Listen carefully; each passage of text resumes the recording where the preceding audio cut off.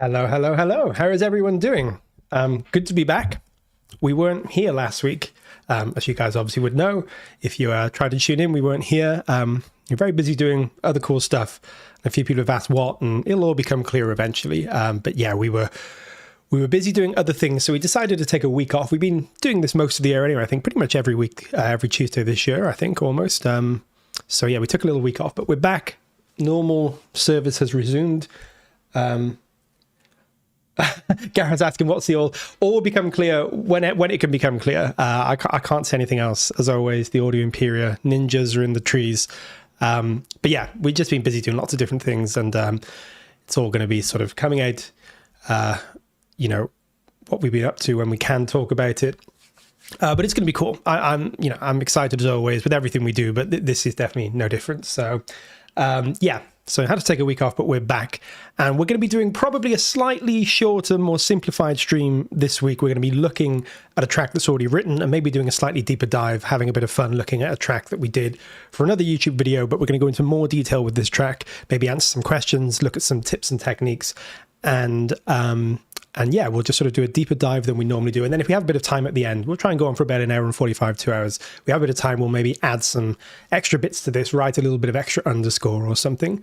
But it's just going to be a chilled one. But then we're going to ramp back up, do a lot of cool stuff as time goes on. So yeah, this is our first one back. I can see there's a few people. Wasted Time Recording says, hello, I really enjoyed these reimagined scores. Thank you. Yeah, so that's what we're doing today. You can see the man to the left of me, I guess, on the screen, Mr. Zimmer. We've done quite a few things with him, but this is a slightly different thing. This is something he hasn't done, but what if he did do it? It's one of those things. So if you guys haven't been watching, me and Tom and Ollie have been doing this new series, sort of Composer Showdown thing, which has been really good fun, where we've been kind of imagining what if two composers did a score that they hadn't done before, or taken a famous theme and done it in their style, which has been really good fun. We've been having a great laugh with it, and it's all a bit kind of silly and just like our interpretation of what these composers might do. But it has been great fun, and you guys seem to have enjoyed it as well, which has been really cool. So yes, we've been doing those, and I'm sure there will be more to come as well in the future. And the most recent one was what if Hans Zimmer and Thomas Newman composed Lord of the Rings? Two very different composers to Howard Shore. And obviously Howard Shore's score is iconic, and this was never an attempt to seriously try and reimagine something better than what Howard Shore did, because that's impossible. I think they chose the perfect man for the job. His score is iconic. It doesn't need to be changed. But the point of these videos is not about changing things. It's just about having some fun and imagining an alternative universe, a multiverse where this might have happened, and just our take on those things. And we're trying to, think about what the composers use, how they sort of approach things, and take those approaches on. So we've done a Hans Zimmer and John Williams one with the Avengers theme. We've done Brian Tyler and Ludwig Göransson with Jaws, which is good fun. Most recent one, Thomas Newman and Hans Zimmer. I got Hans Zimmer, Tom got Thomas Newman. He did an incredible job. It was a beautiful piece of music he wrote. I went the Hans Zimmer kind of like King Arthur route, So if you haven't seen King Arthur, way back in, I think, 2004, Hans Zimmer did a score for King Arthur, which I actually really like. It's a really good score. And I just sort of took that as a rough reference point. I also did a little nod to Gladiator and some of the other stuff that he's done, and just sort of took some of those elements and ran with it and have some fun. And we have a couple of days to come up with a piece of music. And this is what I came up with in, 5 or 6 hours, I guess. Hi, Cosmodium. Just seeing, hi Sam, thank you for joining us. Yeah, I've got my screen on this side at the moment. One more thing I have to say as well, which is kind of a bit annoying, but I don't know why. Just the last few days, my Cubase has started randomly crashing in the middle of projects. Don't know what's going on, haven't updated anything. So I don't know whether it's some kind of issue with, who knows, hard drives or just some weird driver thing. I can't think of anything obvious. If it does happen during this, we'll go back to just chatting, we'll reload, and then maybe we'll end up having to freeze some tracks to try and stop it happening. It's not happening all the time, but I've noticed it happening once or twice in this project too. Classic technical gremlins coming out from somewhere. So I apologize in advance. I'm trying to get to the bottom of why it's happening. And I don't know why. Basically, it's something to do with contact, but I don't actually think it is contact, because nothing's changed with contact that I'm using. So whether there's a hard drive cutting out or some kind of power issue, or who knows. Very boring. But yeah, just in case it all goes wrong and you hear everything go crazy and mess up, I'll quit Cubase. We'll come back to just chatting. We'll have a chat, answer any questions, just generally have a nice hangout, and then we'll try and get back. And if it happens more than once or twice, then we'll freeze the tracks. I was going to freeze all the tracks anyway, but I'm taking a risk, and if it doesn't work out, we'll just come back and freeze the tracks. Cosmodium says, Tom is giving tough competition, especially with his developing Cubase skills. Tom is a phenomenal composer, and he's definitely giving competition. And yeah, he's had some great music recently, and I think he's done a really good job of sort of emulating those composers or thinking about how those composers might approach things. It's such a difficult thing, right? Because it's like, do you really seriously try and think about what that composer might have done, or do you just think about trying to make something that sounds like the kind of almost stereotype of that composer? Because it's really hard, right? I'm sure if Hans Zimmer did Lord of the Rings, he wouldn't have done this. He would have approached it much differently. But at the same time, I'm thinking, we have to sort of do something that sounds recognizably Hans Zimmer. Otherwise, it's just me creating an original piece of music or something. So yeah, it's a tough one to do. But Tom did an incredible job with Thomas Newman, because Thomas Newman's a hard composer to emulate for lots of different reasons, not only because he's phenomenally talented, but because he has a very distinctive style. It's not really a style that goes with big fantasy. So trying to find a way to do that is difficult. And Tom did a great job. I loved his piece of music, and it'd be cool if he can break down his track at some point as well. Thank you, Cosmodium. Yeah, I mean, Tom did such a good job with that. So, and his Ludwig Göransson Jaws was awesome as well. He got the 808s out for that and did a really good job of approaching it like, a bit like Ludwig, I think, would with some sound design and things. Mungo Bongo says, hey, Adam, I love that challenge you and Tom did. I'm looking forward to this breakdown. Jay, thank you very much. Yeah, this is going to be cool. I think it's going to be nice and fun. And other people have asked as well, can we release these tracks? And we're going to look into if we can do that.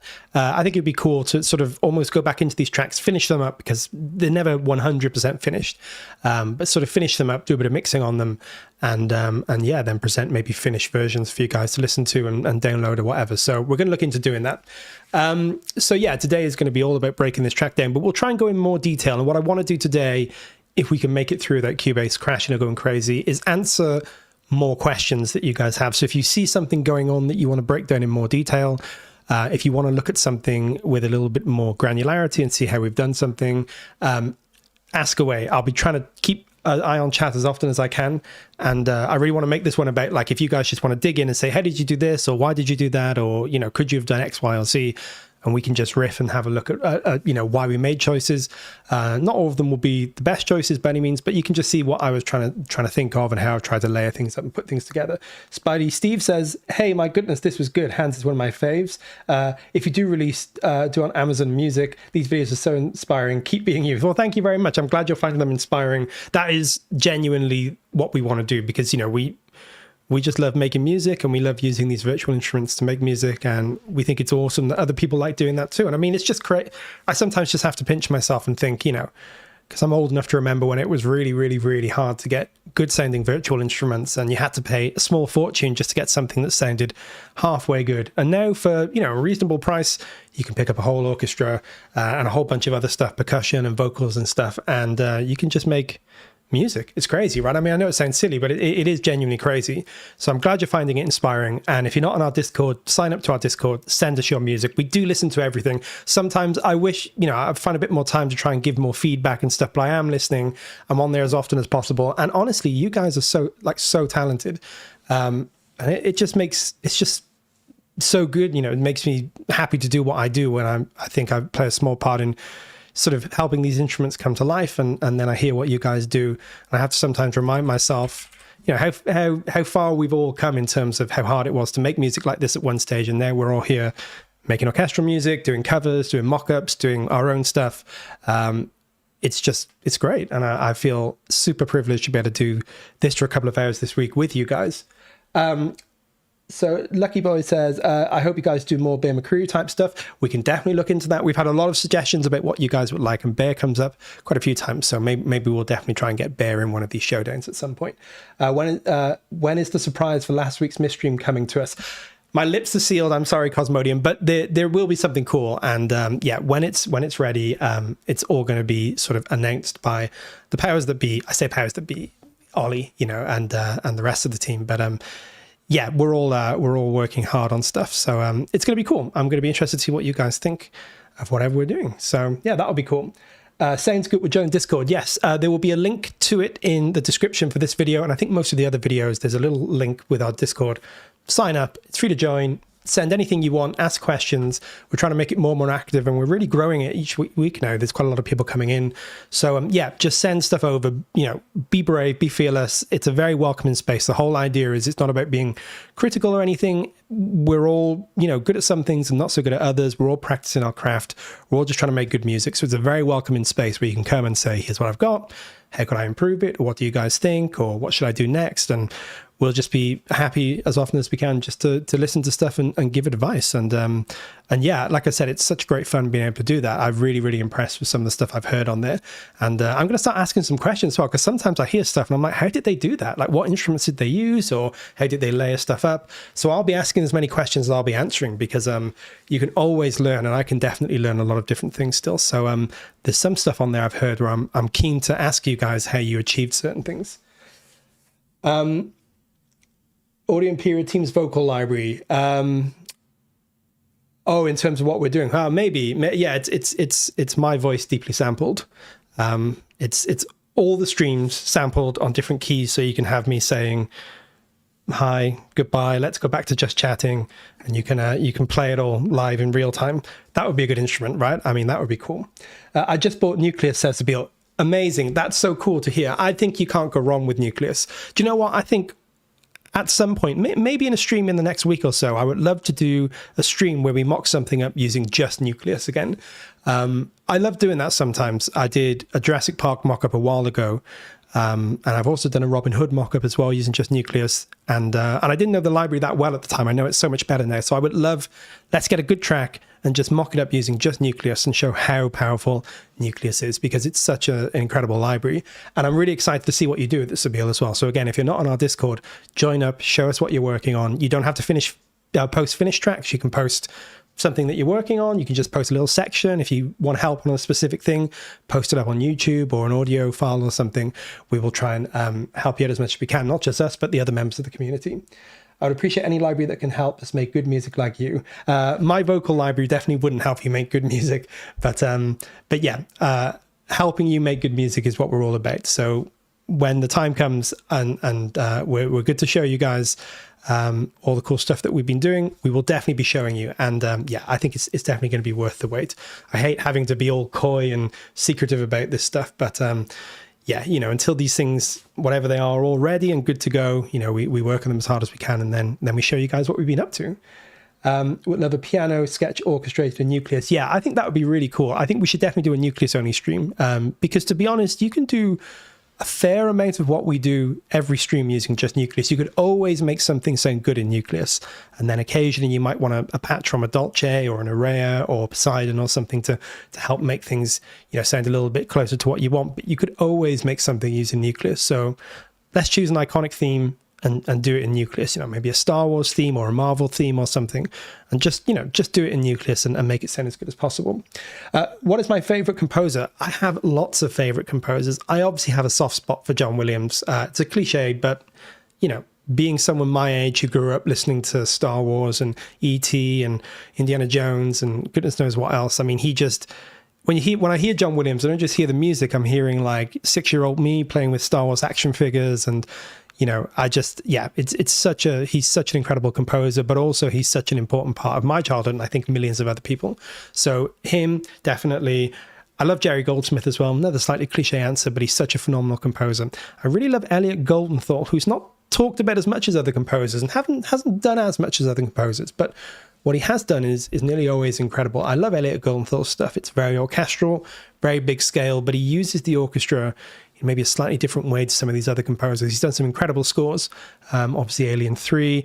I also love the Final Fantasy score he did for Spirits Within. That's always one of my recommendations. I love the score he did for, what's the film called? He did a great score for Titus, which is a Shakespeare adaptation.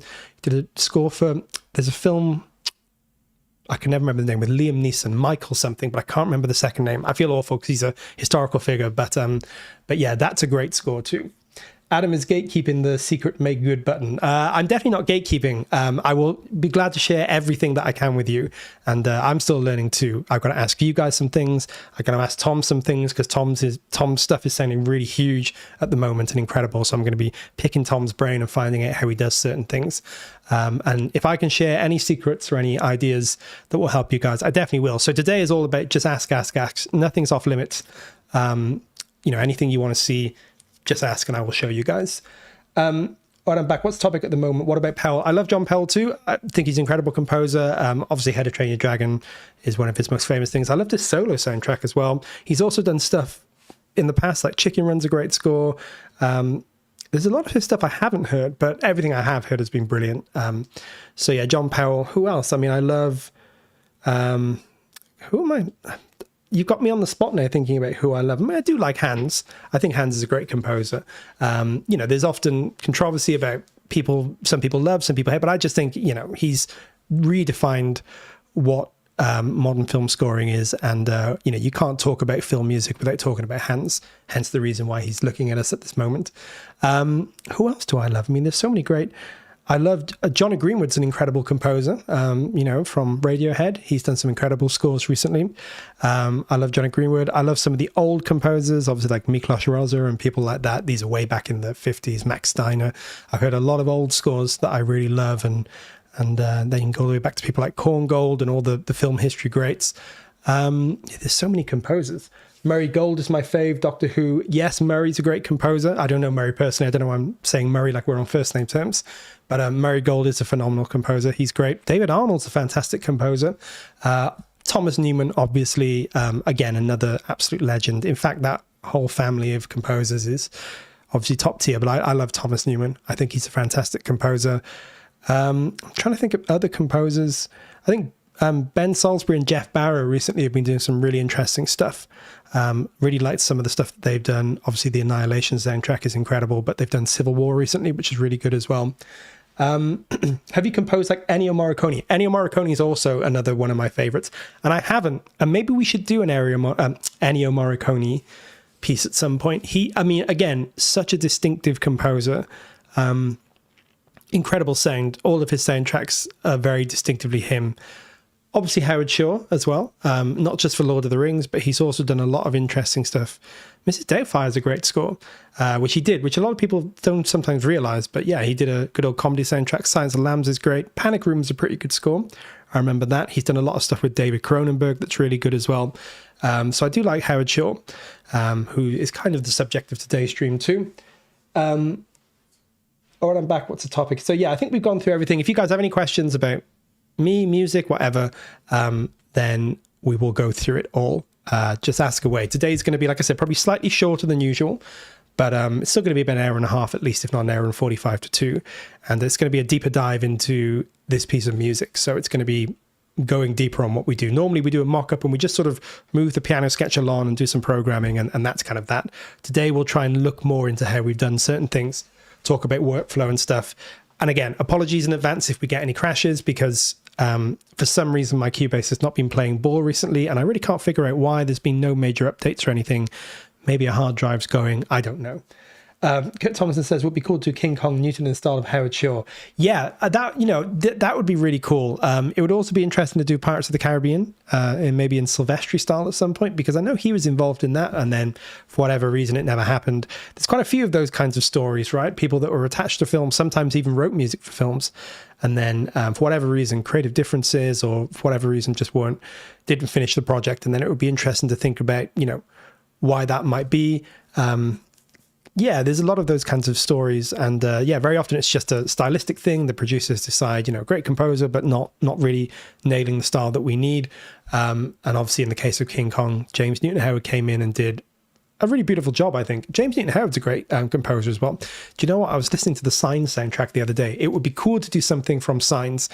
It would be quite hard because there's some quite distinctive solo violin stuff or maybe not solo, but violin stuff and things in Signs that would be hard to do. But Signs is a beautiful soundtrack, and one of the final cues of that film is some of the most uplifting Hollywood music of the last 25, 30 years. It's a really beautiful soundtrack. That whole period for James Newton Howard was so strong. You know, the sort of late 90s to late 2000s. So many great soundtracks. Pirates, yeah. There's some smaller composers that do covers that I love. La Orchestral Cinematique and Two Hooks make great epic scores. I will have to check them out. Yeah, put any recommendations you guys have as well, because I love to listen to what other people are doing. So I will definitely check some of these out. Yeah, I mean, Pirates was one of those famous soundtracks, and it would have been interesting to see what Alan Silvestri would have done. I don't know how far he got through composing. Alan Silvestri, another phenomenal composer. I mean, Back to the Future is an all-time classic, but he's done a lot of great stuff around that too.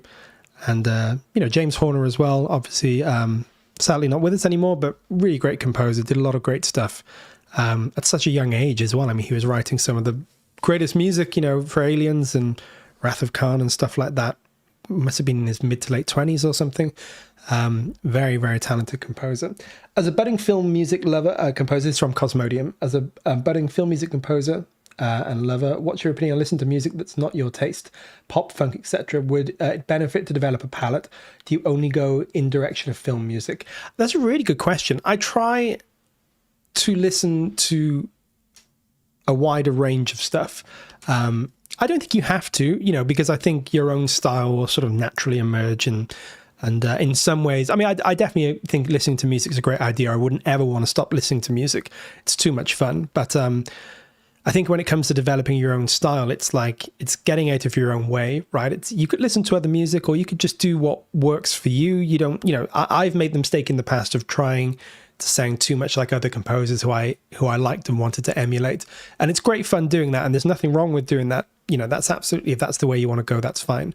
But sometimes I think, you know, it's a good idea just to get out of your own way and just write something with no preconceptions, just make something, and make all the mistakes you want to make if something doesn't sound like it normally would, or you're doing something that other people don't recommend, or you're doing something that you haven't really ever heard or you know, seen done before. Just go with it. You know, it's almost like a flow state thing, right? Where you just get out of your own way and just write.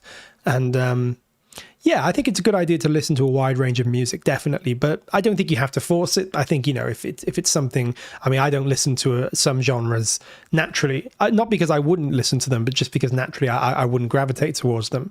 But I do try and get out of my comfort zone now and again and take recommendations, whether it's film soundtracks, whether it's game soundtracks, whether it's, you know, pop music, whether it's experimental music, whatever it might be. It doesn't have to be, you know, for media. Sometimes I try and listen to contemporary classical music, you know, to see what's going on in the classical world, because a lot of the time film music is informed by what's going on in the concert world. So I do try to listen to that as well. But I think, yeah, I don't think you don't think you have to do that, you know, to be a good composer. But as a lover of music, I do try and keep up with sort of what's going on as much as I can. But I mean, you'll never listen to everything, right? You won't even scratch the surface. Spidey Steve says, would you ever consider doing a different kind of artist style for a movie score? Something crazy like Pirates in a whole city style? Maybe we should. I mean, I think, you know, the sky's the limit when it comes to doing these kinds of videos and just seeing what we can do, you know, with these themes and with the, you know, in different styles. So yeah, why not? Let's do some crazy ones at some point. Maybe we'll break out and do some completely random ones. Hey, Adrian, by the way, sorry, I did see you posted. Yeah, maybe we should just have fun with it. I mean, there's been loads of suggestions. Thank you so much for all your suggestions. It's been great fun to see them all. And we're going to definitely take some on board. We've got some ideas too. And some of them are going to be what you might expect, you know, some big themes, some famous composers. Maybe we'll get around to doing some lesser known ones as well, because there's been a lot of really interesting and great, you know, requests and suggestions. And I would love to do some slightly lesser known composers, but we'll see. We're going to see where we go next. What headphones am I using? So these are a very, very standard pair. They're actually used a lot in the sound world because they're quite transparent. These are Sony, and I will tell you, it's MDR 7506, I think. Yeah, the MDR 7506. I'm going to be honest with you. I bought these about 15 years. Well, this is the second pair, but I bought this make of headphones about 15 years ago, kind of on a recommendation, because at the time I didn't have much money, you know, I was like a struggling composer or whatever, and I just needed a sort of cheap but reliable, decent pair of headphones. I did some research, these came up, and I decided to just take a punt on them, and I've gotten used to them. Basically, I should probably invest in some better, more just better headphones for writing music and mixing. But I've just gotten used to these, and they're pretty good, pretty flat on the whole. There's a few, I think the bass is maybe a little underrepresented and the treble's a little overrepresented, but they're pretty solid. You know, and I don't know how much they are these days, but they're not crazy expensive, you know. So if you don't have hundreds or thousands of dollars to spend on headphones, these are a pretty good pair for the money. I think they're maybe about 80 to 100 pounds. So I don't know, maybe 120, $140, something like that. But I haven't bought a pair in a long time. And I've had two pairs over the last 15 or 18 years, and the other pairs still work. I just bought these as a backup and have the other pairs. So they've been very, very reliable. Do I do most of my work in headphones? I do, and it's something I have to stop doing, really. What I need to do next, and this has been high on my list for a while and I haven't done it yet, is treat this room and try and get this room sounding to a decent state. It's never going to be an amazing room, but I could definitely get it to a level where it's easier to mix with the speakers that I have. I need to upgrade my mixing setup, generally speaking, because these are good. Certainly for tracking. For mixing, they're probably not the best, and I think my mixes would improve if I invested in better headphones and particularly a better setup here, which is something that I have to do now. So maybe at some point we'll do a stream and I'm going to have some proper soundproofing and also some better headphones, and we'll go into what I've done, because I also know, you know, you can do some tricks to kind of do some EQ curves to treat, you know, work with the resonances in the room and stuff, because you'll never get rid of everything and you'll never get rid of dead spots and things. This room is not the ideal room for mixing with speakers, but I think we can turn it into something reasonable where our mixes can translate pretty well. And yes, Kurt, that's a really good question. I definitely do most of my mixing on headphones and most of my work on headphones at the moment, just because I know these and I know my room is really not that great. And there's a lot of kind of weird EQ funkiness going on. Or frequency funkiness, I should say. So I need to change these, but particularly change my room. And that's probably going to be the topic of something at some point. Yeah, so thank you for your questions. I'm just checking my phone, make sure I'm not missing anybody shouting at me or anything. No one shouts at me really, but, you know, just making sure not missing anything. That would make a cool video. Yeah, I think it would be kind of interesting to do. I mean, and I think it's kind of cool as well, because this room is a really average room when it comes to what you can get out of it. I'm very lucky in the sense that on the occasions when I do professional projects, nearly always someone else mixes it, because there'll be a sound team if it's a trailer piece, or, you know, so I can get it to a reasonable standard where I think it's definitely listenable, but it's never 100% presentable the way I'd like to, and I never have 100% confidence in the mixes. Most of the time that doesn't matter on a professional thing, but for doing Audio Imperia stuff, I really should upgrade this setup, and I'm going to do that, I think, at some point soon. And yeah, I'll take you guys along for the ride if you're interested, and we'll see what we can get this room to sound like, and we'll see how the mixes translate better then. Hopefully they will. But yes, thank you, Kurt. That's been high on my list. It's a flat brand new beginner. As a flat brand new beginner, what do you recommend start making music on, and what software and packs? I think I've only ever made music on Cubase as a DAW. The reason being that I think when I've got my first computer, it came with what was then called Cubasis, which was like a free version or a very cheap version of Cubase that was kind of limited. I think it's like Cubase Artist these days, but it was free. I think it came with a sound card. And so I got used to Cubase, and then when I was making money as a composer, the first thing I did was went out and bought Cubase 5. That's how long ago it was. And I've only ever been on Cubase, but I think any DAW will do in terms of whatever DAW you like. A lot of people love FL Studio. A lot of people love Logic. Cubase is a bit more expensive than those, but it's a bit more powerful too, I think, on the whole. But I know people that work professionally in FL, professionally in Logic, so you can use anything. And in terms of sample libraries, you know, obviously I'd be biased and say Audio Imperia, but genuinely, one of the reasons that I got into Audio Imperia was because I bought Nucleus, because I needed to update my template and get some new stuff. I wanted a good beginner, or not beginner, but, you know, a good foundational all-in-one that I could build off of. And I bought Nucleus for that reason.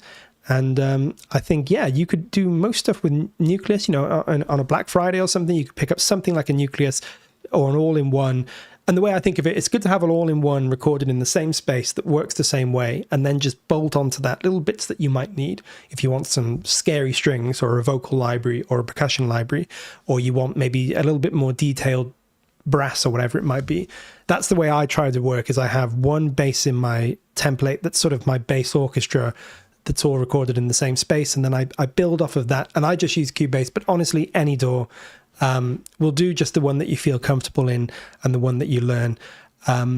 most professionals do end up tending to go for something like a Logic or a Cubase, but you don't have to by any means. That it's just that they have some features that make it easier to export things and manage projects and stuff like that.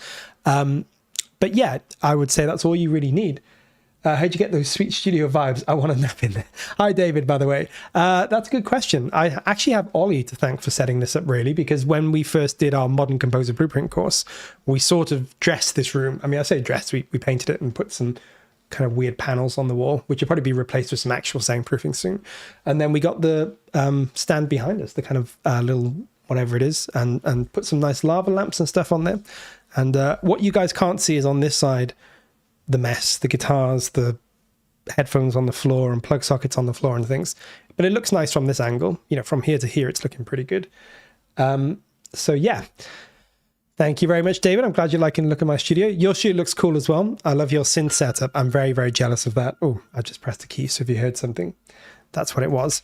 Shall we move over to the door? And I'll just say it one final time, just in case for anybody that hasn't been with us. This door has been crashing for reasons I can't understand, in and out. So if it happens, we'll come back to just chatting, do some more chatting, load up the project, and maybe freeze all the tracks, and hopefully it won't happen again. But if all of a sudden you hear some weird glitching and crazy stuff, it's going to be this door. And I'm really hoping it doesn't happen, but we'll see. So let's move over to the door. Here we go. Cool.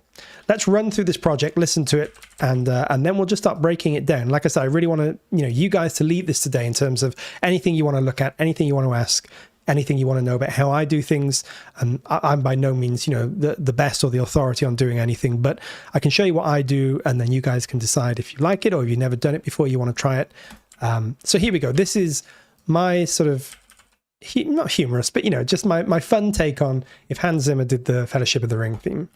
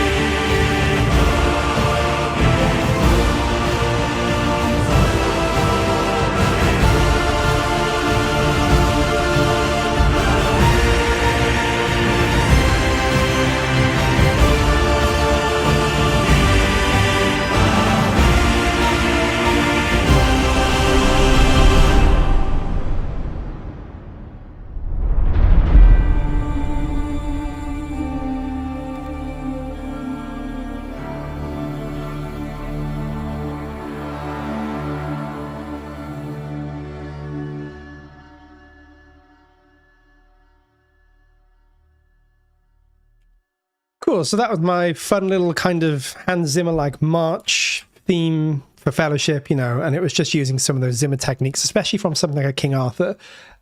Yeah, that's exactly it, David. That was the whole reference really was King Arthur. Because I was looking, and I was saying that in the previous video, that Hans Zimmer, to my knowledge, hasn't done, film score-wise at least, an out-and-out fantasy thing. Jan did inform me that he did do a fantasy game recently with Lorne Balfe, I think, called Dragon Quest, I think it is. I can never remember the name of it, which I have heard the score for, and it's actually a really cool score. I've heard the main theme at least, and it's really good. But I was thinking about what has, Hans done that's sort of in the ballpark of Middle-earth. You could argue Gladiator slightly, although it's obviously a very different thing, more historical, more based in a kind of Roman world. King Arthur's probably a little bit closer to a good reference point, although it's not exact. But that was sort of where I got the idea from.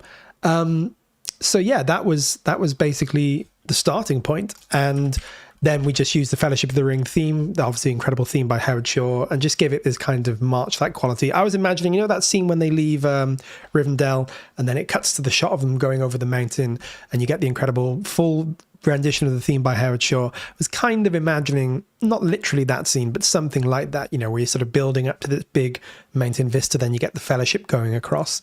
But obviously Hans would have done it very differently. I'm sure he wouldn't have actually done it like this, but it's got enough maybe Hans things in there that it's definitely more like Hans than it is Howard Shore. But thank you guys. I'm glad you liked it. So we shall dive in and have a look. Let's just go through, and again, if this crashes, we'll just have to reload and then maybe freeze things as we go. In fact, maybe I will freeze things as we go. Had a few vibes the Ragnarok soundtrack he did. Thank you very much. Yeah, I mean, it's definitely been inspired by a lot of those kinds of big epic scores that he's done. So let's maybe just start at the beginning, play through, or maybe the first few bars, and we'll look at how we're building all this up. So let's go from here.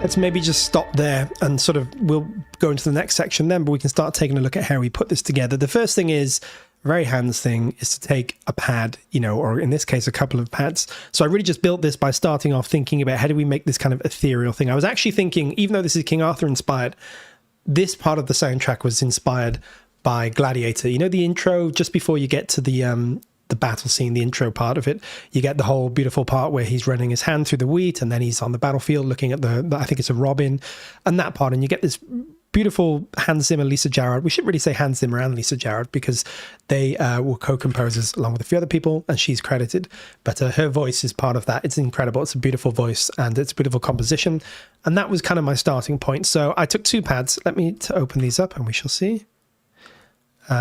There we go. And if I just make this nice and easy to see, there we go. Okay, so this is a pad called Cello Tentative Solpont from Photosynthesis. Photosynthesis is my go-to for pads when you just need something that's going to work pretty much out of the box. And then there's a second pad here, and that is called, there we go, Lyra, one of my favorite pads from this library. So together, they just work to sound like this. Let me play you one at a time. Here's the Tentative Cello Solpont. Gives us this kind of this moving texture that I think was important. If you have a pad that's not really moving or that's just too kind of pad-like, you won't really get any texture. So the first thing was to get some texture. That's what this pad does. See, we get this kind of nice, kind of Celtic, folky-like sound. Sounds really cool. And then we want something underneath that's a bit more mysterious and kind of ethereal, and that's where this Lyra pad comes in. Very simple. And then together, they just work to create this really nice sound. David says, when you program the MIDI in June, mostly play live on your keyboard and then click edit any mistakes. I notice MIDI data is not on grid, different for Perk. I actually write stuff in a lot of the time, but I try and like play in the lines that I feel need to be as human as possible. So Perk, I'll often write in. Chords I'll often write in, but then when I do like a vocal line like the Moretti, watch this now, be synced to the grid. It probably is by now. It's slightly off, yeah. So I'm probably playing it in, then quantizing it slightly, maybe doing iterative quantize, which I'll show you guys in a minute, and trying to get it close enough to the grid that it's in time, but enough off the grid that it feels real.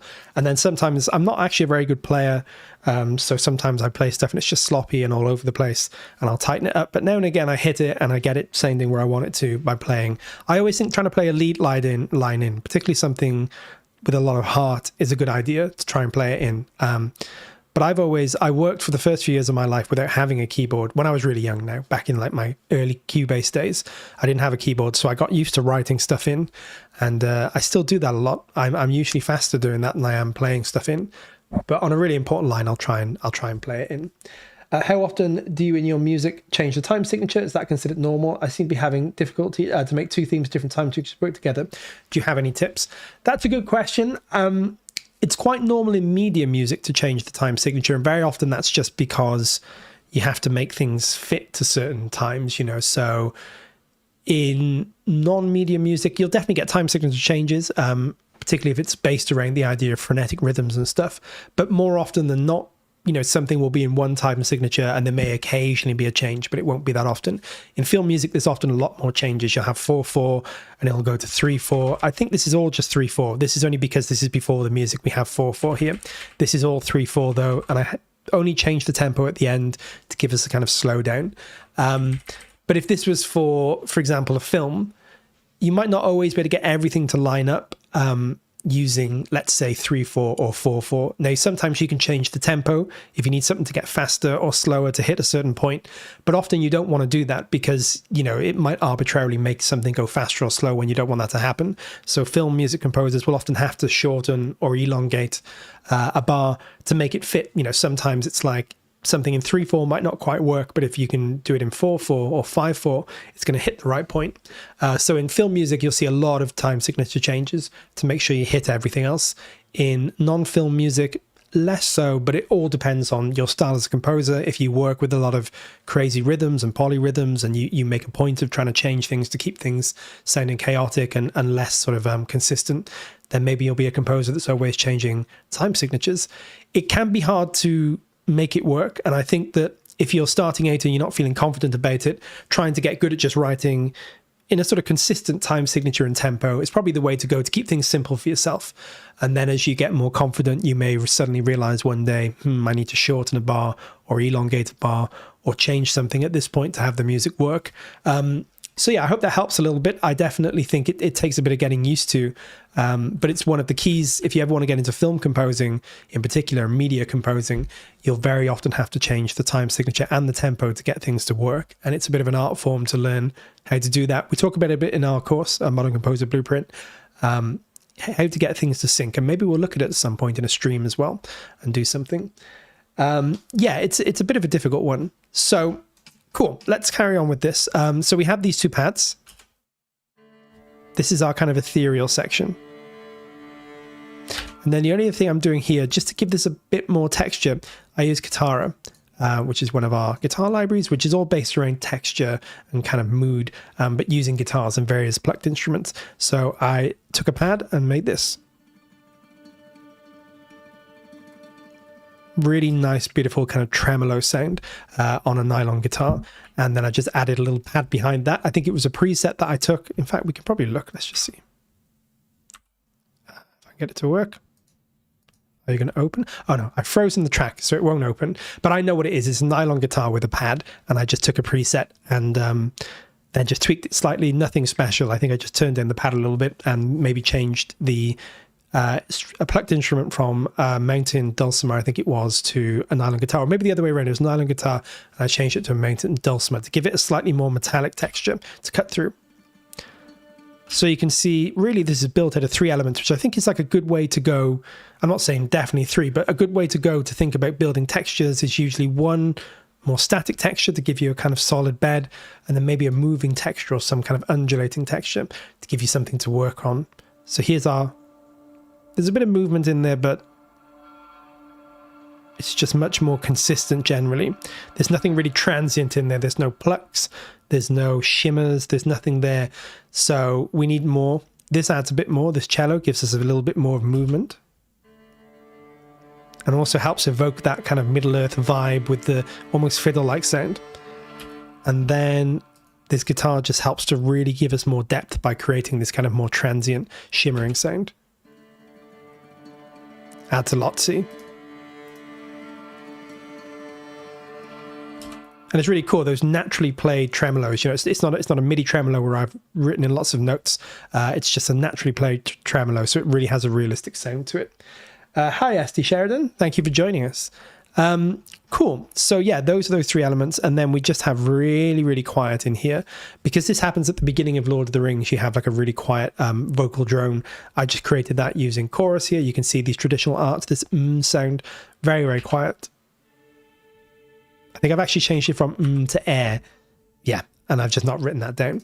But I've just done these just to make it give us a little bit more of a kind of human feel to this. And again, it's quite a hands thing to use kind of vocals. And that's most what's going on. The only other thing that I've done here for more texture. And this is a very common thing. Hans does it a lot. Lots of composers do it. It's also a very common thing in the trailer world is harmonics. So harmonics on the violin. I've used the beautiful harmonics from Dolce here. They add so much life. So if I just take these harmonics out and play, you're going to see what I mean.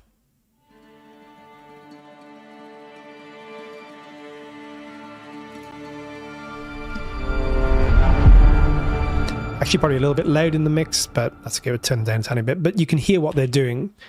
So much energy in that upper frequency range. Without it, it doesn't feel quite full enough. And this is a good technique as well. Again, everything here is... One thing I used to make the mistake of doing when I started out was getting a pad and getting another pad and getting another pad and getting another pad, and I play them all together and it would just be a mess of sound. And sometimes it would sound okay, a lot of the time it would sound horrendous. Really important to think about why each thing is there, what it's doing. So as we said, we have our one kind of sustain pad, our one shimmery cello pad that's given us this kind of tremolo sound, this guitar that's given us a more transient sound, so these things work together really nice. And then just to make sure that it's not too empty in the beginning, something in the upper frequency range. So I really want to get up into that kind of singing, shimmery character. So I've used violin harmonics, very common, but they always work great. They have a nice full frequency spectrum. But I say full, but not, there's no deep bass, there's no super, super high shimmery bells or anything. We've still got enough space that we can build out, because you have to remember this is the beginning of the piece, so we don't want to, unless it was a big action piece or something, we don't want to start with everything represented. We want to leave enough space that we can bring in a big bass drum, which we're about to do, or bring in a really high texture or something and have space for that stuff. So yeah, that's what's going on here. And then we have these vocals, and they're very, very quiet, but they're just, again, helping. In some ways you can think of these vocals as working with this sustain pad here, just to help sort of give it a bit more tonal quality. Okay, let's move on a little bit.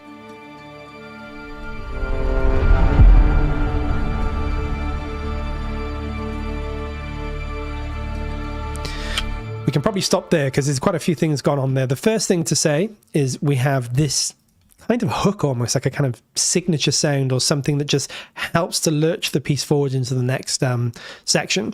I found this in trailer guitars too, which is a great guitar library for trailer music and things, but it has all these incredible played, sort of pre-played, pre-performed things going on as well.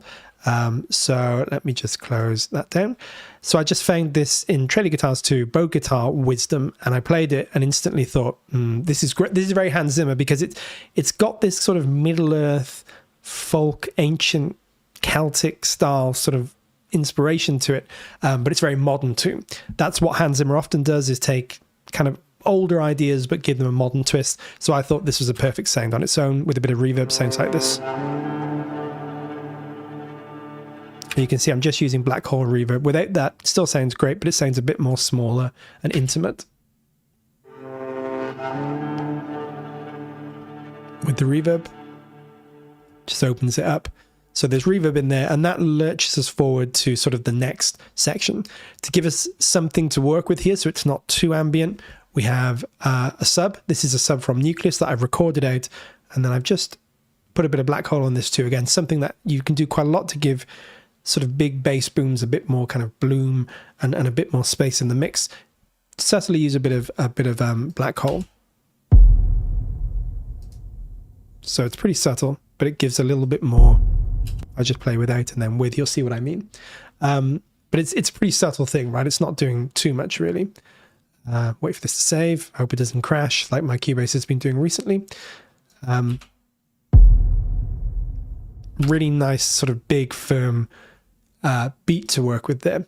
And the only other thing that's going on there, a bit further up here, if I open this up a bit, I've got this Grand Casa roll from Nucleus. It's a pre-play roll. I've put some filter on there to filter at the top end because we really want this to be nice and big and boomy and bassy. And I'm using this essentially a low-end enhancer called LOTR from Waves, but there's lots of these kinds of things. This is just one that I've had for years that I occasionally use. Just gives a bit more cinematic weight to things. A lot of the time with like a Hans Zimmer thing, or if you ever work on trailer music, a lot of the work goes into like giving everything a slightly larger than life feel, but still sounding kind of realistic. You know, you don't want everything to sound too boomy and indistinct, but you know, booms have to shake your chest, you know, and your stomach, and shimmery textures have to really leap out and everything. So I've just been trying to do a bit of that here. Just give this, if I take this and play it first. See, the reverb gives it this big sort of ethereal ambient sound, and then you've got the low end enhancement too. If I take all that off, sounds a little bit more direct. Cool, but it sounds a bit more just in the room, someone playing the bass drum, and that's not a very Hans Zimmer sound. His stuff always tends to be a bit more processed and a little bit more kind of soundscape driven. He's really, really good at creating these interesting sound worlds. So that's what I've done here. Not something Howard Shore would do. He'd do the exact opposite. Every player is pretty much in the room together, maybe apart from the vocalist, but you know, the majority of that score is one orchestra, one room, all played together. So his bass drums would be right there at the back of the hall with the rest of the percussion. We've gone the opposite route here. We've done the Hans Zimmer thing, treated this, made it sound larger than life. Connor says, this concerns my thesis that making music epic is really just making it more Zimmery. That's why epic versions of Zimmer remote control music just sounds like itself. That's true. And that's 100% why I think Hans is a great composer. You know, he's not stylistically my favorite, though he's done plenty of stuff I really enjoy.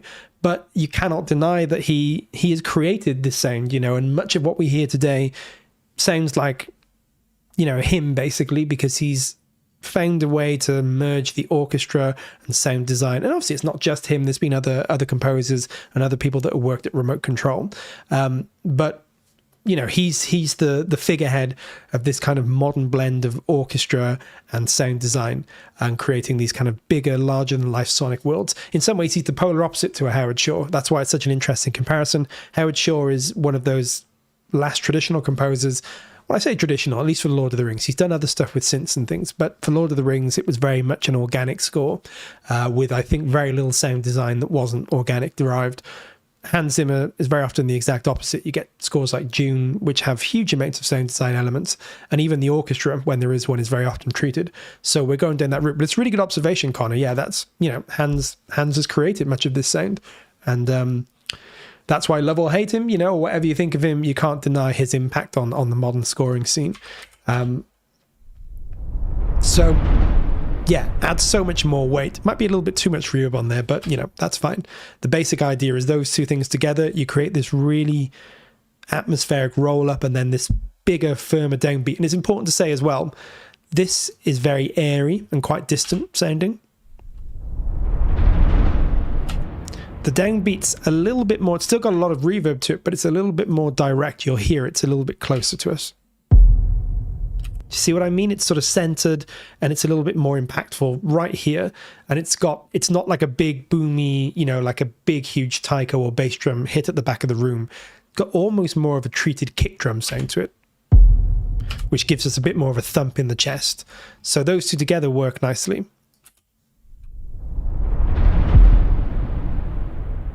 And then they just fade out together.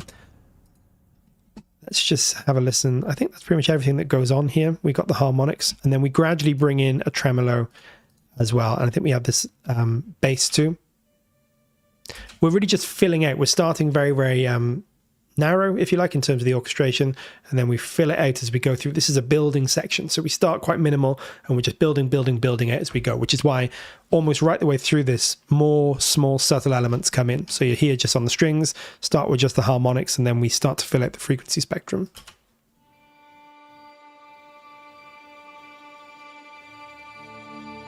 See, we're bringing more in.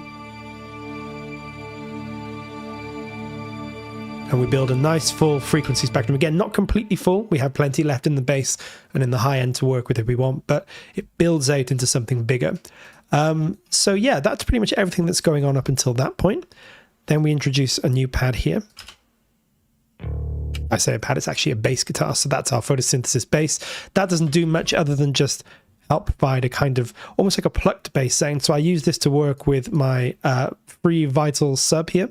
This is just something that I made myself. I keep saying I'm going to put this in Discord, and I will. I just use this kind of like Reese bass style sort of sub synth that I do here. Really low down in the mix. And then the photosynthesis bass just adds a little bit more of a plucky kind of character alongside that to create a nice low end, but with a bit of transient hit there. yeah, so that's pretty much everything up to that point. The next thing to talk about, I think, everything is pretty much carried on the same way.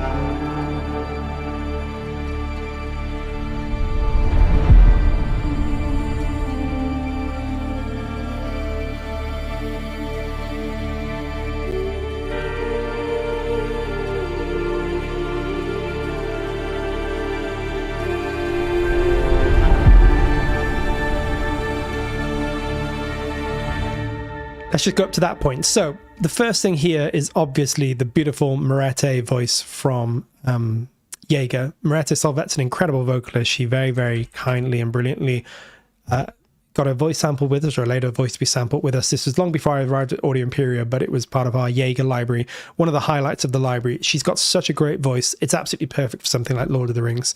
She's done things for artists like Two Steps from Hell, a lot of other people as well. But yeah, she just has a great voice for this kind of thing. Bathed in reverb, as you might expect, to make sure, because again, if we listen to her voice on its own, it's incredible, but if it sounds too intimate, it doesn't really give the sense of epicness that we need. So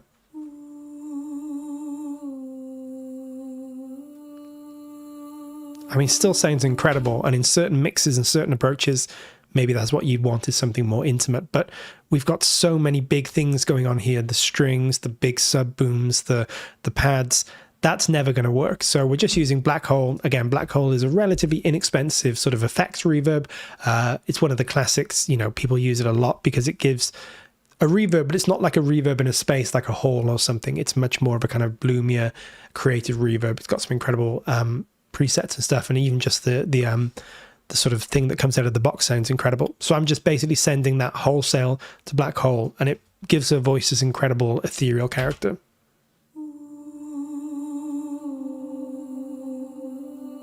It sounds just beautiful, doesn't it?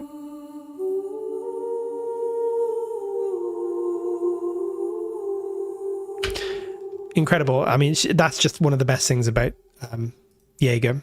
There's a lot of great stuff in Jaeger, but her voice is a highlight. And then we're combining that with the Nucleus solo violin. So we're using something from Nucleus here. There's a solo violin in Nucleus, and it's a really nice sounding solo violin. We've got one in solo, our library as well, but I really like the one in Nucleus, and very often I use the solo instruments from Nucleus.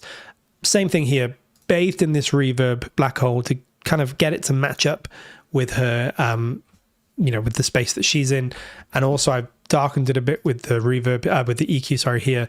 It's a little bit bright for what we needed because it's a bit of a secondary element. So I've just darkened it down a bit, sort of bed it into the mix a bit more, but they're kind of playing off each other. If I just play these two by themselves, you're going to hear what I mean. So we have this as a kind of drone at the beginning.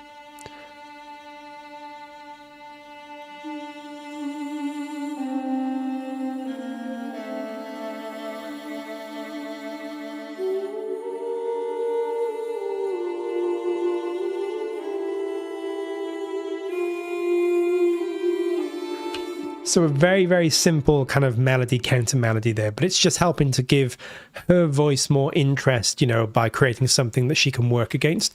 Could have worked fine without any of that. Could have just had her voice. It's beautiful enough that it would do the job by itself. But as I was writing it, I just thought, I feel like we need something more.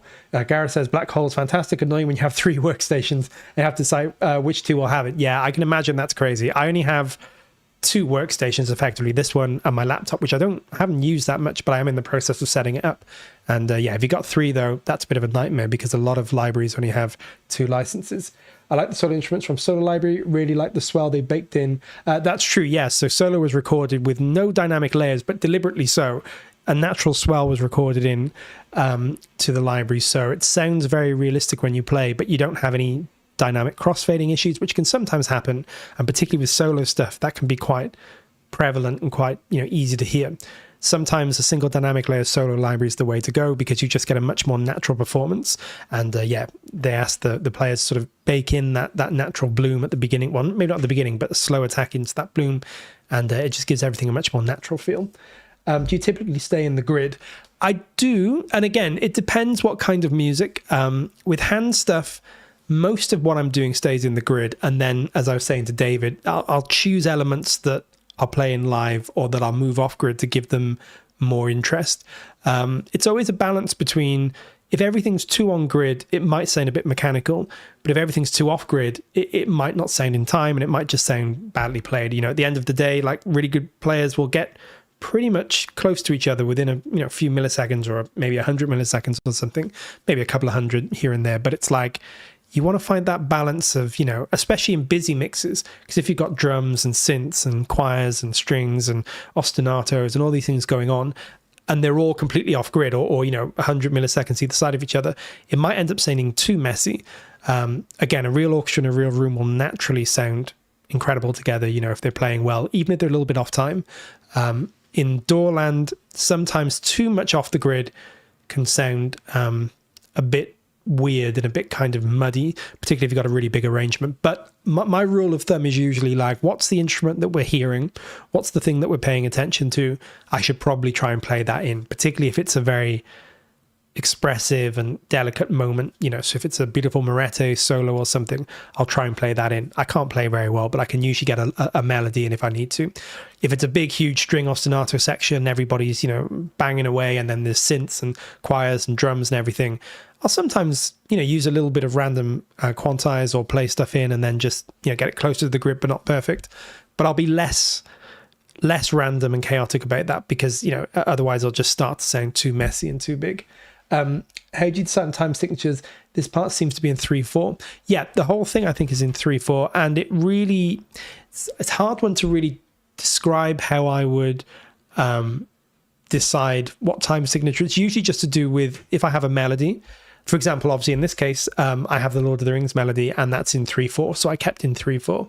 Usually it's defined by the melody that you're using, or the main thing, you know. So if you've got an ostinato and it's in 4/4, you know, you can usually count 1 2 3 4, or 1 2 3, or maybe it'll be 5 or 6 8 or something. But yeah, usually it's a case of just sort of thinking about the key element of what you're trying to do, whether it's a melody or something, and then figuring out how many beats it takes to, you know, work through that section. And that's usually the time signature of your piece. And then if you want to shorten a section or elongate a section or change the rhythm of a section, you might change the time signature. But it's very much, you know, the time signature serves the music and not the other way around, so to speak. So yeah, it usually just depends what the melody is and what the flow of the music is, and then you'll find the time signature that works. Okay, cool. So I think that's pretty much most of what we've got going on here. Just stitch that together. So yeah, we just have this going on, and then again, as we go further through this, we add more choir in to just build this up. So the whole sort of defining thing of this section is just more and more is getting added as we go through. So it gets bigger and bigger and bigger. Each section I could take, I'll show you, start here, quite thin. By the time we get to here, more. By the time we get to here, we're full out. And it's going to be the same in pretty much every section here. Same with the brass. Bringing that in, but slower. Vocals, same.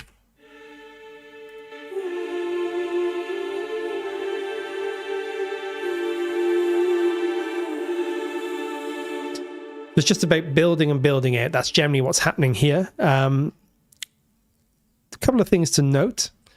This is a very Hans Zimmer thing. We have these sort of, on these downbeats with the subs, we have a little bit of piano. So Hans Zimmer uses, if you ever heard stems of Hans Zimmer, I've been lucky enough to hear occasionally some of the breakdowns of his tracks. And he quite often uses piano stabs, and they're quite heavily EQ'd. You can see here, all the bass is taken out really, because that's been provided by other stuff like the sub bass and the subs. But the stabbiness of the piano just helps to really create a kind of more forceful moment. He did this a lot in things like The Dark Knight. There's a lot of piano in there, and a lot of the kind of Da Vinci Code stuff, and I think it's called Inferno. I've heard some of those things, and there's a lot of that piano in there. And the clavier sounds great for this kind of thing. So it just adds a kind of tonal weight and a bit of a transient stab. It's got a nice sort of more metallic sound to it. So if I just show you the sub bass on its own, and then with the piano stab, you'll get what I mean. Sub bass on its own, and then with the piano stab, just gives it a bit more of a tonal kind of impact, almost like a bell in a way. And I think it's actually combined with a bell later on, and then obviously bring in the bass as well, just to give this a low end energy. Very quiet, but there it is. So yeah, that's actually a really good technique. It's a very, very Zimmer technique. It's just to maybe sometimes at key points use the piano just to create these downbeats, you know, these big stabs. Helps to almost reinforce the strings or the brass, or the synth, sometimes with the synths there. But if you ever hear those classic, like, think of The Dark Knight, where you get the, like, you know, the kind of ostinato, and then you go dun dun dun. There'll often be a lot of stabs in those, you know, these kind of big piano stabs. Sound great. Very Zimmer technique. I wanted to get it in here. I feel like I'm stuck at only being able to make one section, not being able to really figure out what comes before or after it, or so many unfinished concepts. I'm going to be honest with you, my hard drive is full of that kind of stuff. Even to this day, I start stuff, I can't finish it, or I just don't have time to finish it, or I don't know what to do. Some stuff a year later, I'm like, I've done it. I would recommend speed writing. If you're having trouble, usually it's like, in my case, it's overthinking. Start writing something, before I know it, I'm mixing, you know, the viola. I spent 15 minutes mixing a viola, and I'm like, why am I doing this? You know, because in the grand scheme of things, this viola doesn't have to sound perfect yet. It just has to be in, and the rest of the piece has to be written. I genuinely think sometimes it's good to set yourself like 2 hours or 3 hours, maybe with a 10-minute break every 50 minutes, and force yourself to write a track. Only a minute long or 30 seconds long. It doesn't have to be a full thing. But say, like, I'm going to finish it. It's not important that it's good. It's important that it's done. And it's important that I build the discipline to get from the start to the end and keep that energy up and keep that discipline up. It really does help over time. You get better at, like, knowing how to work. You know, you get better at realizing what's important about the work that you do. I'd write 4 bars of music. 1 o'clock I'd have 4 bars of music, and by 7 o'clock I'd still only have 4 bars of music, but I mixed it, and it probably sounded terrible at that point because I overthought everything and added 30 plugins when I needed one. And I've done that over and over again. I think it's the curse of a lot of musicians, and usually the only time I can finish a piece is when it's a deadline, when someone's saying I need this today, and then I have to finish it, and then I get in that panic of like, well, I've just got to send what I've got to get to the end of it. Working on trailers is a good way to practice finishing, because when someone says, yeah, I want you to write this piece of music and I need it in 24 hours or 48 hours, and you have to deliver something, even if it's not very good, even if it's not as good as you want, but you have to finish something. It really does teach you the discipline of realizing what's important. In fact, I recommend doing that. Try and write a trailer track, 2 to 3 minutes, 3 acts. Force yourself to finish it. Give yourself a day or something and force yourself to finish it, even if it sounds awful and the bass isn't there and half the instruments that you would like to add are not there and it doesn't sound as good as all those top trailer composers. Doesn't matter. You'll have a finished track, and it's so much easier to go back in and flesh out a finished track than it is to have 4 good bars and then just sit there and think, oh, I don't know what to do with this, and it took me 12 hours to get these 4 bars, and is that going to take me another 12 hours to do the next 4 bars? Practice finishing something. Get something 70% of the way there, but finished, as opposed to 8 bars 100% of the way there, and then you never open the project again. Honestly, I have hard drives full of 3 bars of music, 8 bars of music, and, you know, it's never gone anywhere. So you're not alone in that at all. +1 for speed writing, and David is one of the top trailer guys, regularly banging stuff out, you know, in 24 hours, 48 hours, sometimes less than that. So he knows his onions, as they say, and it's true. Speed writing's the way. Usually get out of your own way. And as I say, one of the reasons I became a media composer is because I just couldn't finish music unless I had to finish it. And don't get me wrong, it's often horrible when you send something off and you know it's not as good as you think it could have been and something, but very often the stuff I've liked, people have rejected. They've been like, no, we need changes.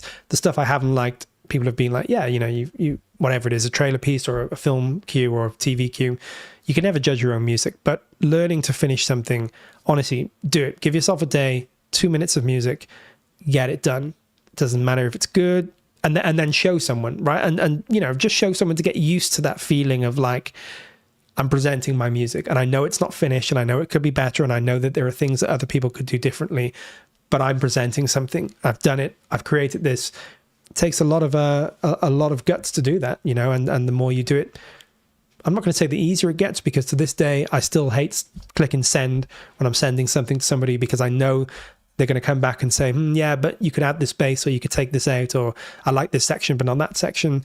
And that's always, you know, you always have to sort of get over that initial like, oh my God, I need to make changes. But honestly, it gets easier in the sense of like, you just realize that's part of any composer's life. You know, Everyone has to make changes. Howard Shore had to make changes. Oh, started pressing play then. Howard Shore had to make changes. If you ever watched the making of Lord of the Rings, you know, there are scenes when Peter Jackson's saying, I need more here, less here. Could we just have this change? And he'd have to go back to the hotel room and work on a cue to be re-recorded the next day. Every composer has to make changes. Every composer has to give work in that's not going to be 100% right. Get used to it. That feeling doesn't go away, whatever level you're working at. I'm convinced of that, you know, as I've gone further and further through my career, that's never changed. I'm waffling anyway. Is there any side chaining when sub hits and synth bass are playing together? So there should be, there isn't, is the short answer. Because I give myself like, I say 2 days, it's really 2 mornings to do this, or 2 mornings and a bit of an afternoon. This is not 100% where I want it to be, but normally, yes, there would be some kind of side chaining or something to get things to cut through. We'll go through side chaining at some point. By the way, something I am going to do, and I may do this on stream, is rebuild my Audio Imperia template and get it all set up with everything that I want, the reverbs and the side chains and the routing perfect, so that we have everything that we would need to do that stuff quicker, because I still haven't really done that yet. So the short answer is there probably should be some side chaining in here, but there isn't. So for example, luckily this Reese bass has quite a slow attack, so it comes in naturally slightly side chained anyway. No, it doesn't. It has the opposite. See, that's something that should be side changed. So that should be side chained so that we get the sub hit coming through more clearly. It should be side chained really, but no. The short answer is this hasn't been done to the level it should be, but it's not too bad. You know, it kind of sounds okay, but it could definitely be improved. So maybe we'll do that at some point. Maybe we'll get everything set up, you know, and we'll go through a template together or something. I think it's less of a motivation problem, more of just a skill issue on my end. I think, yeah, and I don't know what you mean, but I think that you can definitely just build the skill by kind of almost forcing yourself in a way. I know it sounds a bit weird, but it's like most of the composers I know, it's not really about inspiration a lot of the time. You know, it's about having to get something finished. And I mean, this is the thing, right? If you ever listen, even to someone like the incredible John Williams, I mean, he's a genius. Everything he does is incredible. This is not a criticism. Who would I be to criticize John Williams? But even John Williams, if you listen to enough of his soundtracks, sometimes you can hear that he has go-to techniques that he knows will work for certain cues. You know, he knows that a certain ostinato will work, or a certain pattern will work, or a certain brass flourish will work. And he's not literally copying himself, but it's clear that he's developed a discipline of saying, this is an action scene. I know what works for action scenes. I'm going to use some of those techniques as a starting point. And don't get me wrong, he's a genius, so he does lots of incredible, creative, unexpected stuff too. But even someone like a John Williams, or certainly a Hans Zimmer as well, you know, you go to a lot of Hans Zimmer stuff and you can hear that he's built the skill of knowing what's going to work for a scene. And I think that's a good way to do it. And again, the more you speed right, the more you realize this works, that works.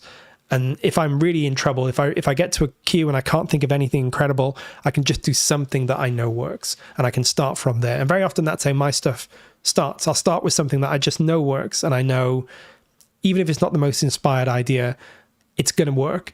But then halfway through, once I'm feeling more comfortable with the cue, I might be like, you know what, I can change that. Now I feel confident about where the cue's going. The original idea can come out.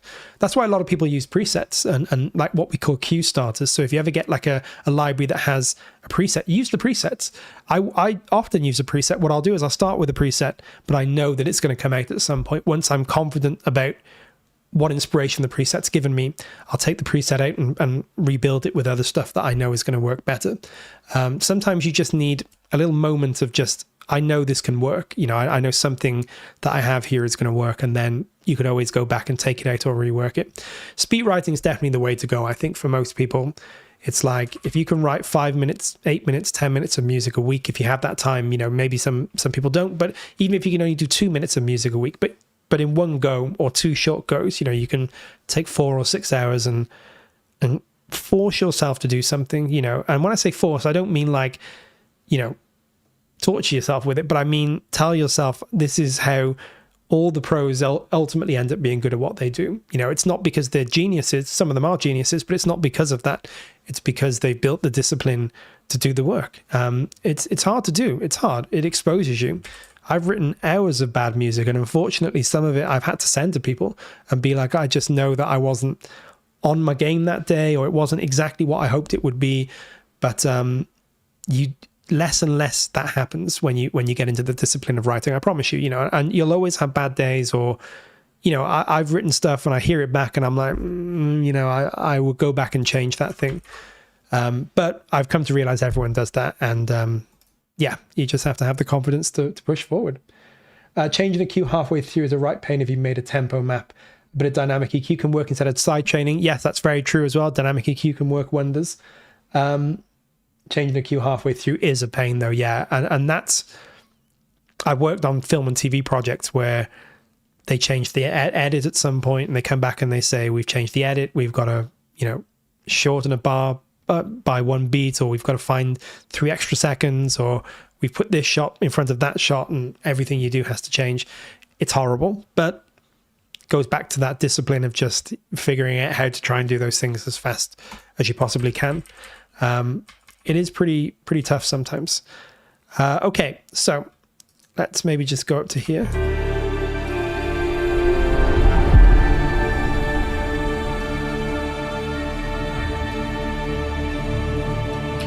I'm just pausing just to answer what Lucky Boy said here.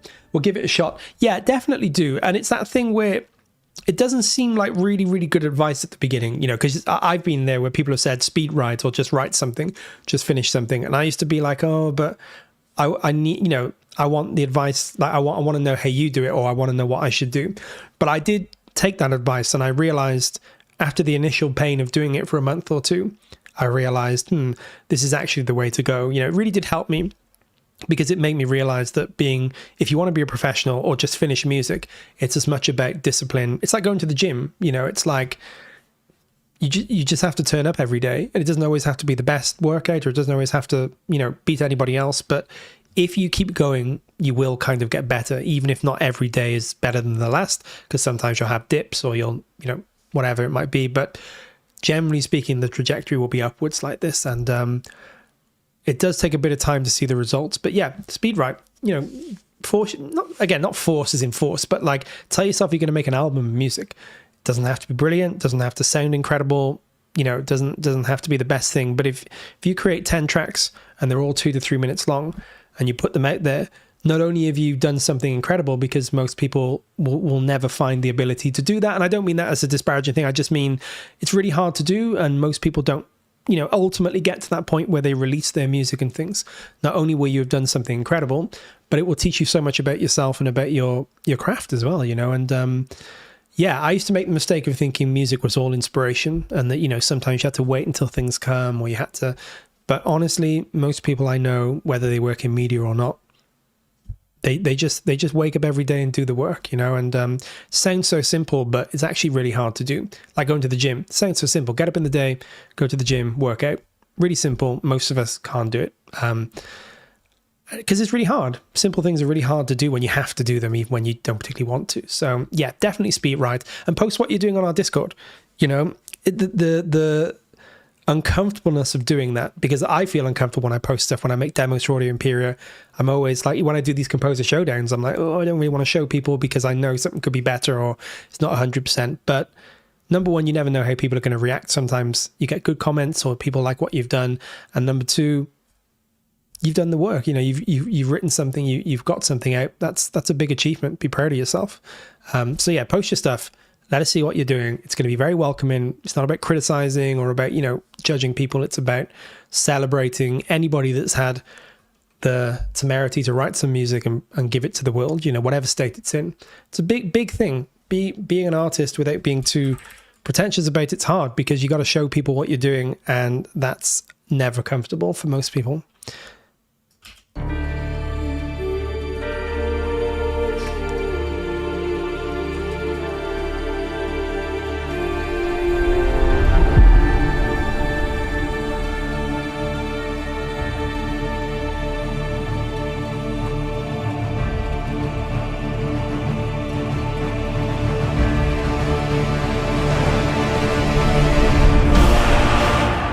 Stop there momentarily. David also says, I like how you wrote it in D. This is a thing. Hans Zimmer often writes in D. It's almost become a bit of a sort of, not an in-joke, but, it's just one of those things. If you write music and you're doing Hans Zimmer, write it in D. That's what people will say. And I did. I ended up writing this in D. I don't think the original's in D. I can't remember now, but I put this in D because it's Hans Zimmer. Well, thank you so much for the work you'll do. I'm a budding composer, but lifelong lover of music, and you're all helping to connect to that in so much more of a deeper way. First of all, thank you very much. That's really, without trying to make this into a pretentious thing, that's ultimately really what we want to do. It's like, if you're making a living making music, great. If you're really, really good at making music, great. But actually, if you're just making music, if you're just waking up, putting your computer on, writing something, that there is a phenomenal achievement. And I don't just say that lightly. I mean, it's true, right? It's hard to do, but you learn a lot about yourself. So thank you very much. That's what we want to hear. It's just that people are being inspired to fire up their computers or whatever it might be and just write something. It doesn't have to be a computer, synth, guitar, whatever, record it on your phone. But yeah, making music is important, more important than ever at the moment, I think. And yes, if you have a technical question, let me know and I will answer it as soon as you're ready to post it. Okay, this is the moment where we start building momentum. And we're doing that by just providing rhythmic elements. And what we have is a timpani, really quiet, building in.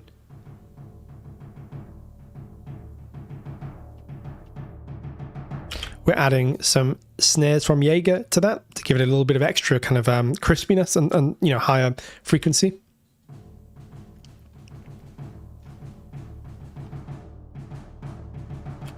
Add to that is this Oni instrument that we released. We did a series of sort of limited edition, not limited edition, but we just did some sort of releases that were shorter term, and this Oni is one of them that I used. I had it from ages ago. You could use kind of anything here, a taiko drum, you could use a frame drum. It's not really about the drum itself, although this Oni one is nice, but it's just a bit of a frame drum like sound.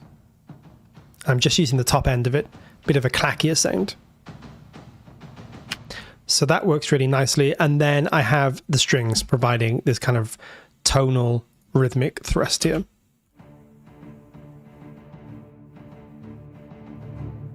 By the way, if you haven't spotted it, because I don't think I mentioned this in the video, pretty much the rhythm from Pirates of the Caribbean, I did that deliberately because I was like, it's Hans Zimmer. There's a couple of things in here that I did that were direct lifts of Hans Zimmer. This is one of them. It's not quite the same, but it's got that that whole thing from Pirates, but in a slightly different way.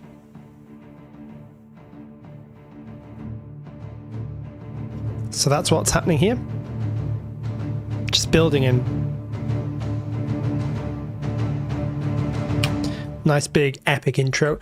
One more thing that I got to show you guys that I don't think I did show you here. It's in these woodwinds. I directly lifted a little motif from the Gladiator soundtrack just here. Got these solo flutes, and you can hear I put some, actually we haven't talked about these, put some delay and some black hole on these to give them a more ambient kind of floating texture. So they're just floating in and out. Just quiet here. But at this section here,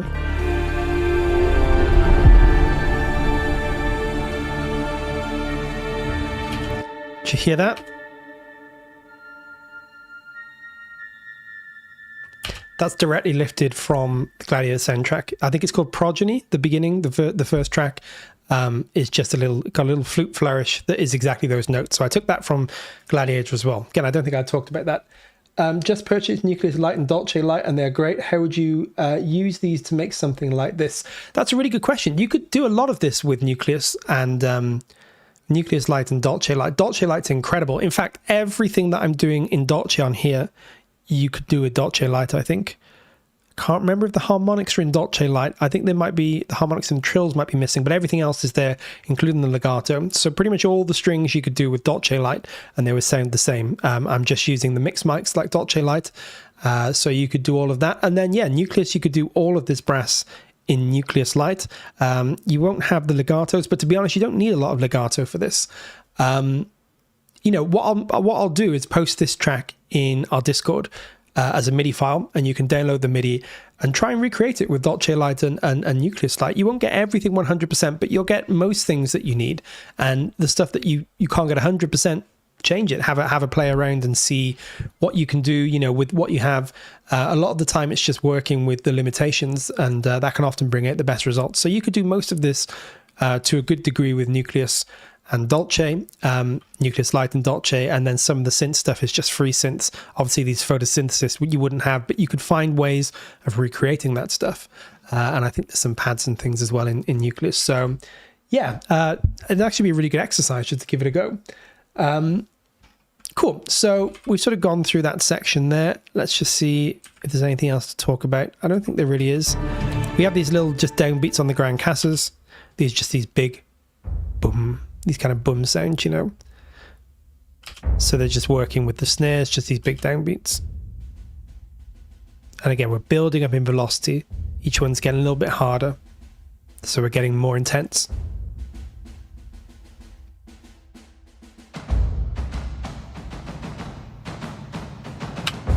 Nice. And then we have the timpani. Yeah, I think we've gone through most of that. We have these sort of big drone-like sounds from the male voices in chorus. Again, quite a Lord of the Rings sound, just growing in intensity. Everything's just building and building. Wow, lots of tracks. Yeah, there's quite a few tracks on here. There is. I don't know how many. I think it's 82, it's saying, but that's also including like effects tracks and things. I think in terms of actual instruments, there's still probably quite a few, maybe about 34, 35, something like that, maybe more than that even. But yeah, you could do, you know, you wouldn't have to use this many tracks. In fact, sometimes I'm guilty of using too many tracks, you know. I could be using 3 tracks and I'm using 12 because I've just overwritten and overthought things and tried stuff that hasn't worked. So I'm guilty very often of over-arranging stuff. I should just be making what I have work better. Thanks for the answer. Great that I can join the live chat. Normally not possible due to work. Thank you very much. Yeah, I mean, it's great that you could join us. We're really, really happy because of that. And of course, these live chats are always available afterwards. So, you know, you can watch them at any time. And if you want to ask questions on the Discord, I check it as often as I can. So if you watch a live stream and you want to ask a question about something, head on the Discord, tag me, and I will try and answer when I can. I can't check it all the time because sometimes we're busy, but I'll always try and answer when I can. And you guys are more than welcome to hit me up.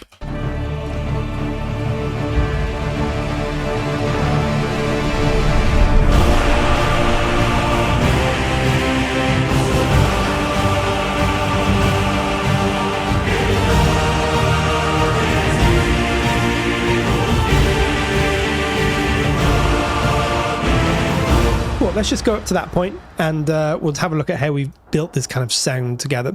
The first thing to say, just in terms of, so if I can show you guys, if I bring my Ridiculous up here, we sometimes use this to show what we're doing. So, yeah, here we go. So the original Lord of the Rings is in D minor, or it's maybe not D minor, but it's in the minor key. So it goes like this. And then all of that stuff, right?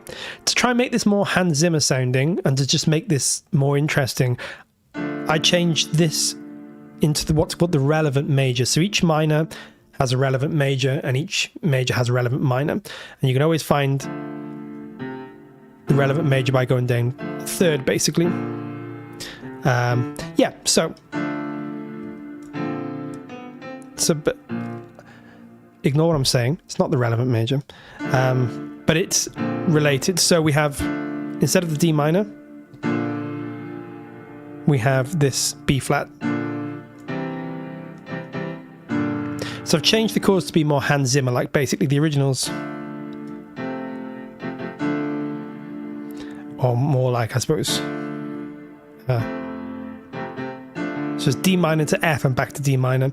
And that could have worked for this, but I thought because we were building up to something more epic, I wanted to do something Hans Zimmer-like. And this is a very Hans Zimmer technique of like taking a theme and then putting it onto major chords or putting major chords onto minor, you know, and kind of just creating an interesting feel. So same.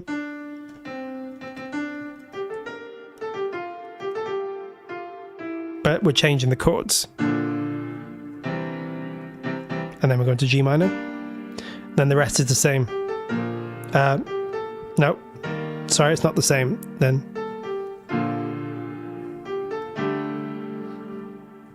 and what did I do then? Can't remember what I did for the rest of it, but you can see what I'm getting at. Anyway, basically, to make this more Hans Zimmer, we changed from the minor to this major, which just gives it a more Hans Zimmer sound, I think. Yeah, so just in terms of sort of music theory here, this was just a way of trying to make the sound more like Hans Zimmer by taking the melody, which is recognizable, because we couldn't really change the melody. That would just make it not sound like the Fellowship theme anymore. But taking the melody and then putting it on these chords that just feel more Hans Zimmer-like. And then the rest of it has a similar feel to the Howard Shore. So nothing's changed too much, but just those first 2 or 3 chords have really helped sort of make it sound more Hans Zimmer-like, I think. The big thing here is the big traditional syllables from chorus, which have been given this big, huge cathedral sound. This is taken from the King Arthur soundtrack, you know, which has a lot of those big, almost Gregorian chant-like sounds. And I've just done the same thing here, and it felt very Hans Zimmer and also very Lord of the Rings.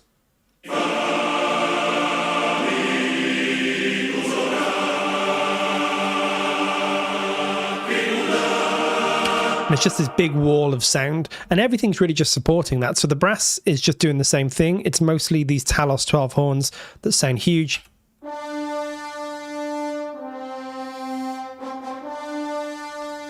That gives us our kind of familiar, recognizable Lord of the Rings feel. Huge Talos low brass that just provide these big root notes.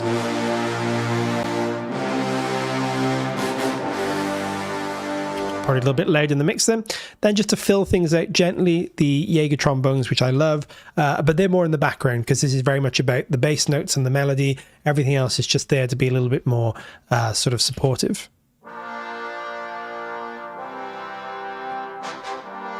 So you can think of it in terms of layers. We have our big low bass layer, which is really anchoring the piece. We have this sort of quieter harmony filling stuff out. Very quiet.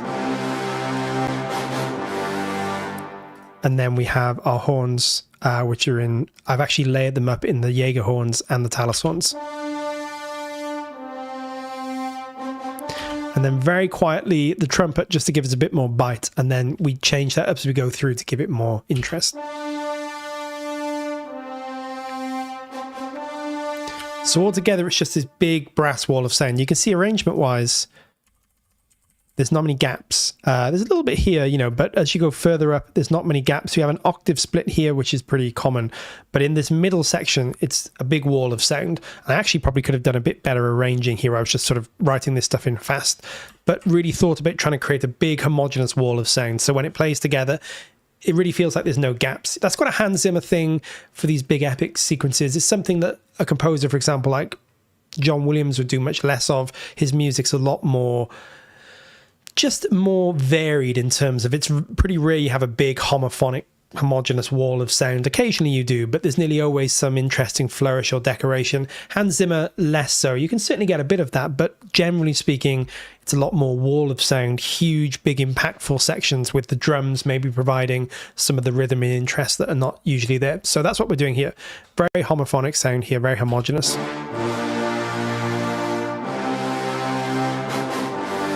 And then we have the trumpets go up an octave.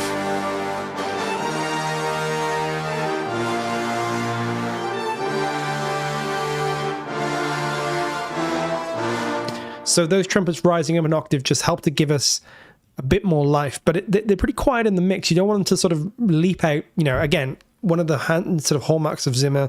I'm not going to say overly compressed, but, you know, there's... in these big sections, it tends to just be a lot more even and kind of very modern cinematics. So we don't want little flourishes picking out here and there. Again, something like a John Williams, you might get a flute run or a little, you know, bell tree go or a little flourish from the trumpets that really sticks out. With a big epic section like this, if anything sticks out, it's actually going to make the rest of it sound a little bit weaker. This has to just sound like a huge wall of sound. So everything is about wall of sound here. Same with the choir, if we add them.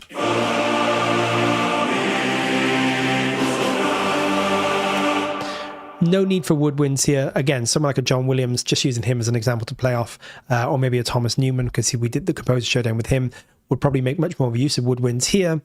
this is so loud, you'd never hear the woodwinds, and it'd actually be kind of odd to hear the texture. You might hear really low growling woodwinds, but sort of those mid-range clarinets and things with synths and choirs and everything else going on, they're not really going to make much of an impact. And if you bring them up too high in the mix, they'll just sound odd. So it's quite a Zimmer technique. He uses a lot of woodwinds where they're necessary or where they work, but there's a lot of areas where he just wouldn't bother using something like that. And this is one of those, I think. Let's go on to the strings. Jim Lim says, hi, I was a Nucleus template for Cubase somewhere by any chance? I think that there is. If you're not on our Discord, join, and I will let you know. I'm pretty sure there is one, but I'll have to dig in and see if it's available at the moment and where it is and let you guys know. But yes, there should be. I think we do templates. I think more often. Or maybe we don't do templates. Maybe we do. No. Can't really know whether today. We do expression maps, so ignore me. We don't have a Cubase template. We do have one in our Modern Composer Blueprint course, but I don't think we have one available. Maybe we can have a little look at template design at some point. It's actually a really good idea to make your own templates, I think, because no two people work the same, and creating your own template can really help, or at least modifying a template that exists. So maybe we'll go through and look at how we will put together a basic template at some point and give you some template tips and techniques. And we do have expression maps available for Cubase, I think, so they're quite useful if you like using expression maps for Cubase. Okay, let's have a little listen to these strings.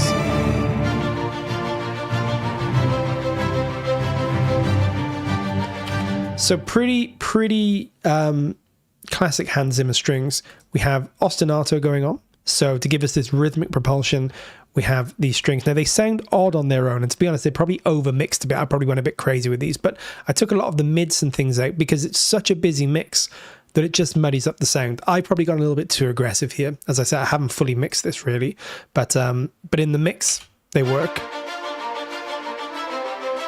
So just propulsion drives us forward. They pretty much work alongside the drums. Alan Mayerson, the great mixer, said something really interesting, which I think is a really good way of thinking about this kind of stuff. He said, these are basically the hi-hats. If you think of a band, these kind of ostinatos are like hi-hats. If you ever think of a band, you know, it's like the hi-hats are keeping the beat, keeping things moving forward, or the ride cymbal. That's how these things are used. They're like hi-hats. Along with the drums, they just keep a propulsion going. So I always think about that. I often say that to myself in a trailer piece or whatever, like, does it need the hi-hats? And I don't necessarily literally mean hi-hats, though sometimes I do. I just mean, does it have the motor element, as we call it, the motor that's propelling it forward? So that's the motor here. And then we have the strings, low strings, doing the kind of slightly different. Just keep it that. Pretty straightforward, very quiet. We have these Mercato Dolce violins, just playing the melody. You can't really hear them. They're just, if I play them with the horns, you'll see how they just, or with the brass, you'll see how they just help to pick out the horns a little bit. It's a technique I like to use to give the horns a bit more bite without necessarily having to raise the horns in the volume.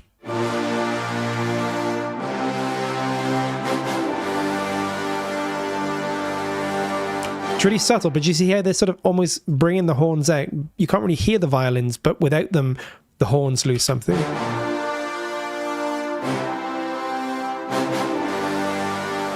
So yeah, that's quite a good technique sometimes, just to make things stick out a little bit more. And that's pretty much all the strings are doing here. Pretty simple all the way through. We build up a little bit as we go through. I got the course. I was going to start soon. Oh, cool. If you got the course, then yes, there should be a template in there for you to take a look at. And there's also a little section on making templates as well. And as I said, maybe we'll do a bit of that in stream as well.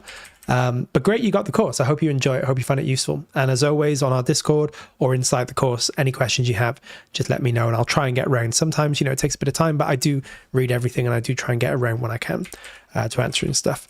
Okay, let's look at the percussion, because percussion is a very Hans Zimmer thing. I'm not sure this is 100% Hans Zimmer percussion line, but it's kind of got those major elements. So altogether sounds like this.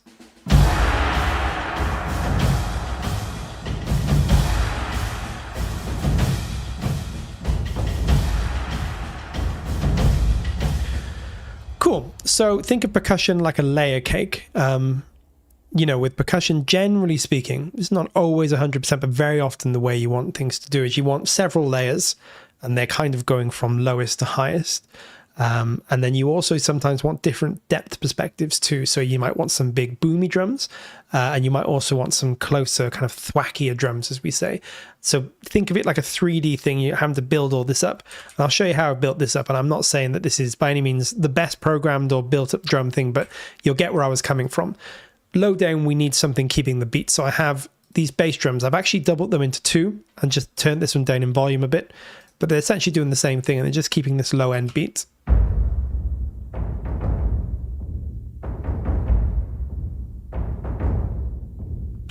Pretty simple. I've also added some distortion to these. Now, the reason I've done that is because it actually makes things sound bigger sometimes. You don't want to go over crazy with this, but often using some saturation or distortion can make something sound bigger and heavier and more kind of impactful than it normally would. If I take the distortion out, it doesn't change everything, but it would definitely make a difference.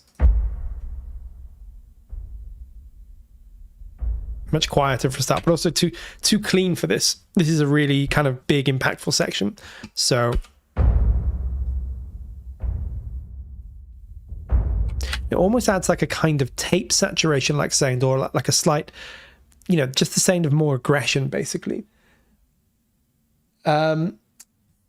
So asking, what is my favorite film composer of all time? It's such a difficult one. I'm going to have to be really boring, I think, and ultimately say it's probably John Williams. But we were talking about this earlier on. I've got lots of other composers that I love. Who were we saying earlier on? I can't remember. Elliot Goldenthal is one of my sleeper composers that I think everyone should listen to. I think he's incredible. And then more recently, people like Johnny Greenwood, I think, is an incredible composer. Very interesting. And I'm trying to think who else that I really love. I mean, I love Jerry Goldsmith. I love a lot of the classic composers. So Jerry Goldsmith, and then, you know, some of the old Newman, like Alfred and Lionel Newman, Miklos Rozsa, Max Steiner's a great composer. Howard Shore, I genuinely love. I think he's an incredible composer.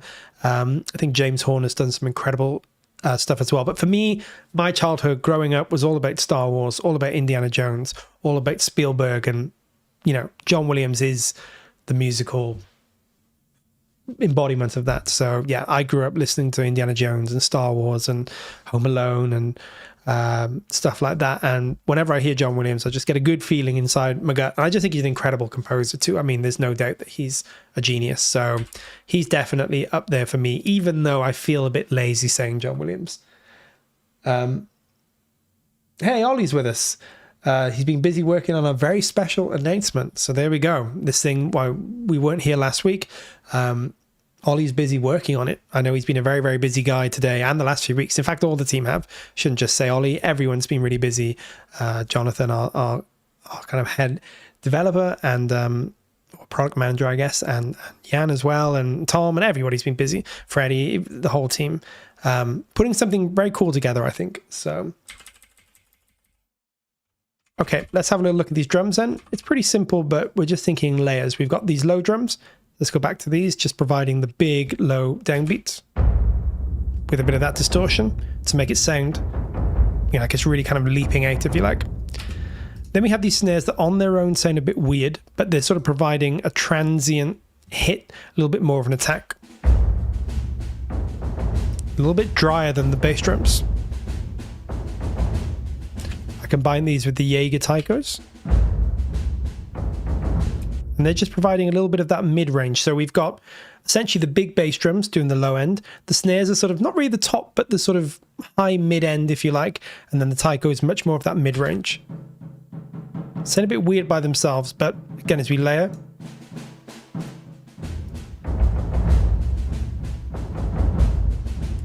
Then we have these big Cerberus toms. A little bit more, you can hear like these are a little bit more thwacky in your face, cut through the mix kind of stuff.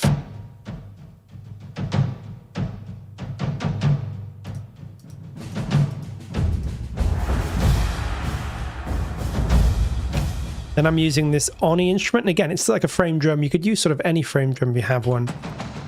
And I've EQ'd a lot of this out because I'm really just looking, I'm not looking for all this low end. If I play this, I don't need all this because that's covered by other instruments. So again, I'm probably maybe slightly overly aggressively EQing this, but I was just doing it kind of fairly quick. But that is just helping. Let me show you what this is doing. We did a 5 synth tricks video recently, and one of the techniques I recommend using is like a white noise synth hit to just help everything else pop out. In a way, this is replacing that white noise synth hit. Let me show you these on their own. And then with...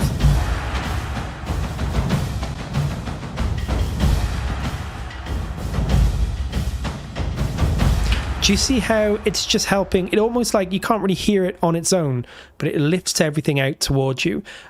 Without it, let me take out all the kind of high-end information so you can just hear those. Sounds nice, but a little bit lifeless and a little bit maybe just not quite got that aggression and energy.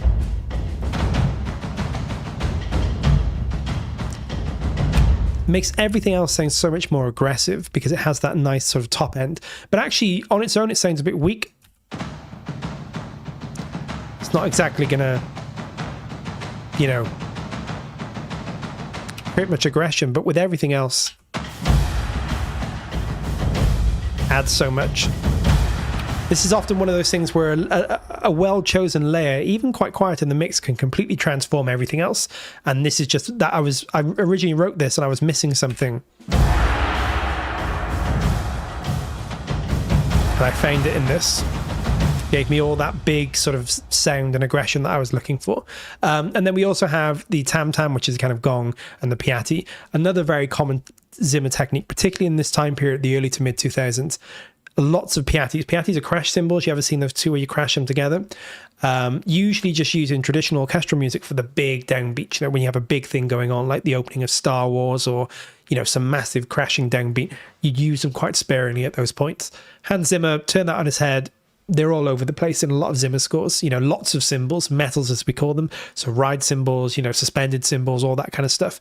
And the piatti are just helping to, again, add some top-end white noise energy to things. So... sounds quite empty with that.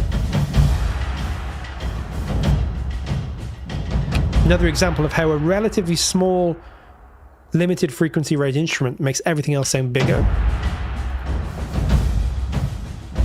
Then, so those two quiet elements really add a lot, because without them, we have all the big drums playing, but it doesn't sound very big. With those two, suddenly it sounds kind of much bigger. So layering is the thing with percussion, and always think about frequency, you know, and also depth as well. You want some big drums and some closer drums usually. It's very cool. Hype, hype, hype. That's Jan speaking, not me, about our special announcement, I guess. Looking forward to discovering what you're cooking, Audio Imperia. Love your products. I'm currently using Chorus all the time. That's good to hear. Chorus is incredible library. And I've said a bit biased saying that, but I loved Chorus. I think I joined right around the time Chorus was getting released, but I feel very, very confident in saying that Chorus is one of the very best choir libraries out there. And I use it all the time, everywhere. It's very rare I need another choir library. So yeah, I really love Chorus. I think it's one of our standouts, and I'm glad that you're enjoying it too. Okay, cool. So I think that takes us through most of this. The only thing to say is we've got this sub bass. It's pretty quiet, but it adds quite a lot. The sub bass adds that kind of cinematic depth that is often missing from just a pure orchestra. You know, cinema is larger than life. Even some stuff like the John Williams stuff, I mean, he's very, very traditionally orchestral, but the way some of his soundtracks are mixed, the bass is hyped up a bit to give it a bit more sub and a bit more excitement in that frequency spectrum. That's been taken one step further by modern composers who very often just add a sub bass to what they're doing. Not all the time and not at every point in a track, but in the right circumstances, it can really, really make a difference. Here, it's so busy, it's pretty quiet in the mix, but if I bring it up, you're going to hear what it's doing. And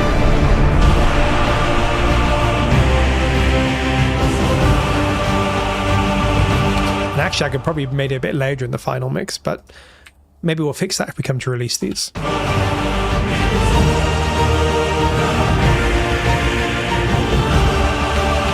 The only thing I recommend when it comes to using things like subs is really work on the attack of subs. what I mean by that is you can shape things with envelopes, and with a sub, you kind of want the energy and the attack of the sub to match what's happening in something like the strings or the brass or the general tone of the piece. For example, I could just make this like this. Just one wall of sound. And that wouldn't sound too bad, but if I do that and then raise this up, you're going to hear it flattens the music. It doesn't sort of accentuate it.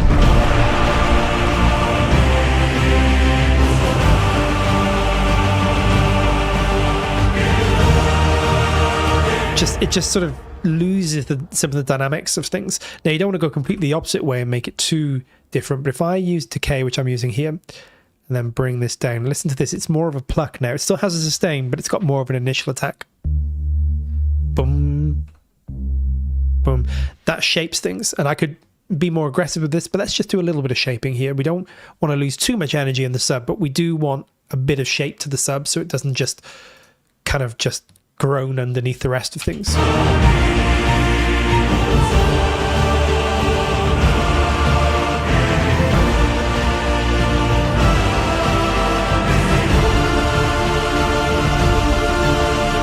So yeah, use subs definitely if you want that big cinematic sound, and you're not quite getting it from strings and brass alone.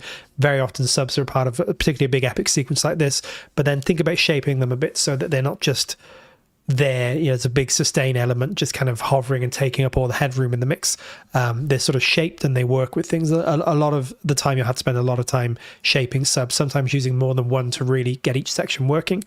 And again, just combining that sub with these stabby piano notes here.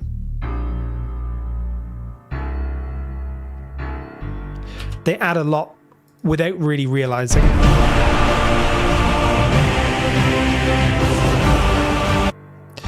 Just hear them.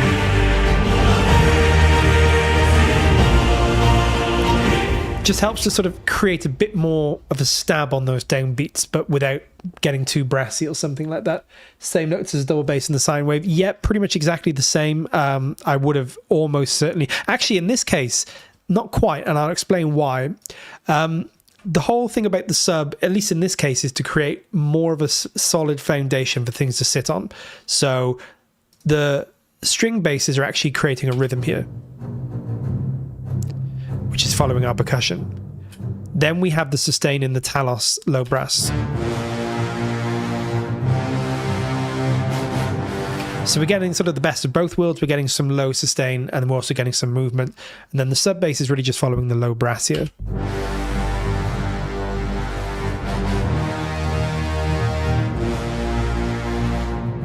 So the foundation is coming from the sub and the low brass, and then the low strings are really just picking through that and just helping to just reinforce. You can't really hear them exactly, but when I drop them out, you'll notice it just loses a bit of rhythmic energy.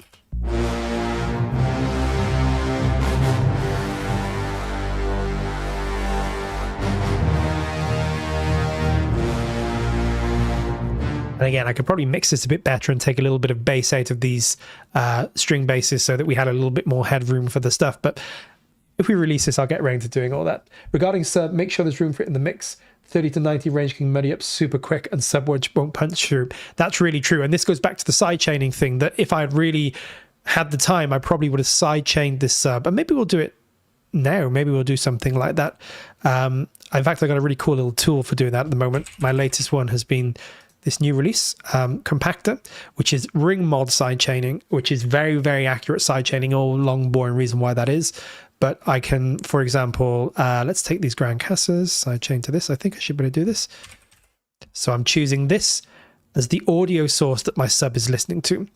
So my sub should now, you'll see, if I use these, is it going to work? Why am I not getting anything here? Have I put it on the right one? I have. 1 second. Maybe it's not the right one. Let me just see if it's the right. So, is this going to work? This is really acting up at the moment. There we go. So it's listening to what's going on. And then I could have this quite precisely follow. It's dipping down when the drum's being hit. I can make this really pronounced. But Obviously that's way too much.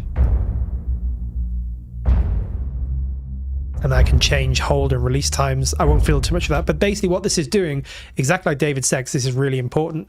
If it's a solid wall of sound at the bottom, you don't want any moment where the sub is really leaping out. So if you have like a solid sub bass and then you have a big hit on a drum, a low drum, and so every hit it's like leaping out, it's not going to be solid anymore. It's going to sound too muddy and flubby, and it's going to jump out of the mix and eat up all the headroom.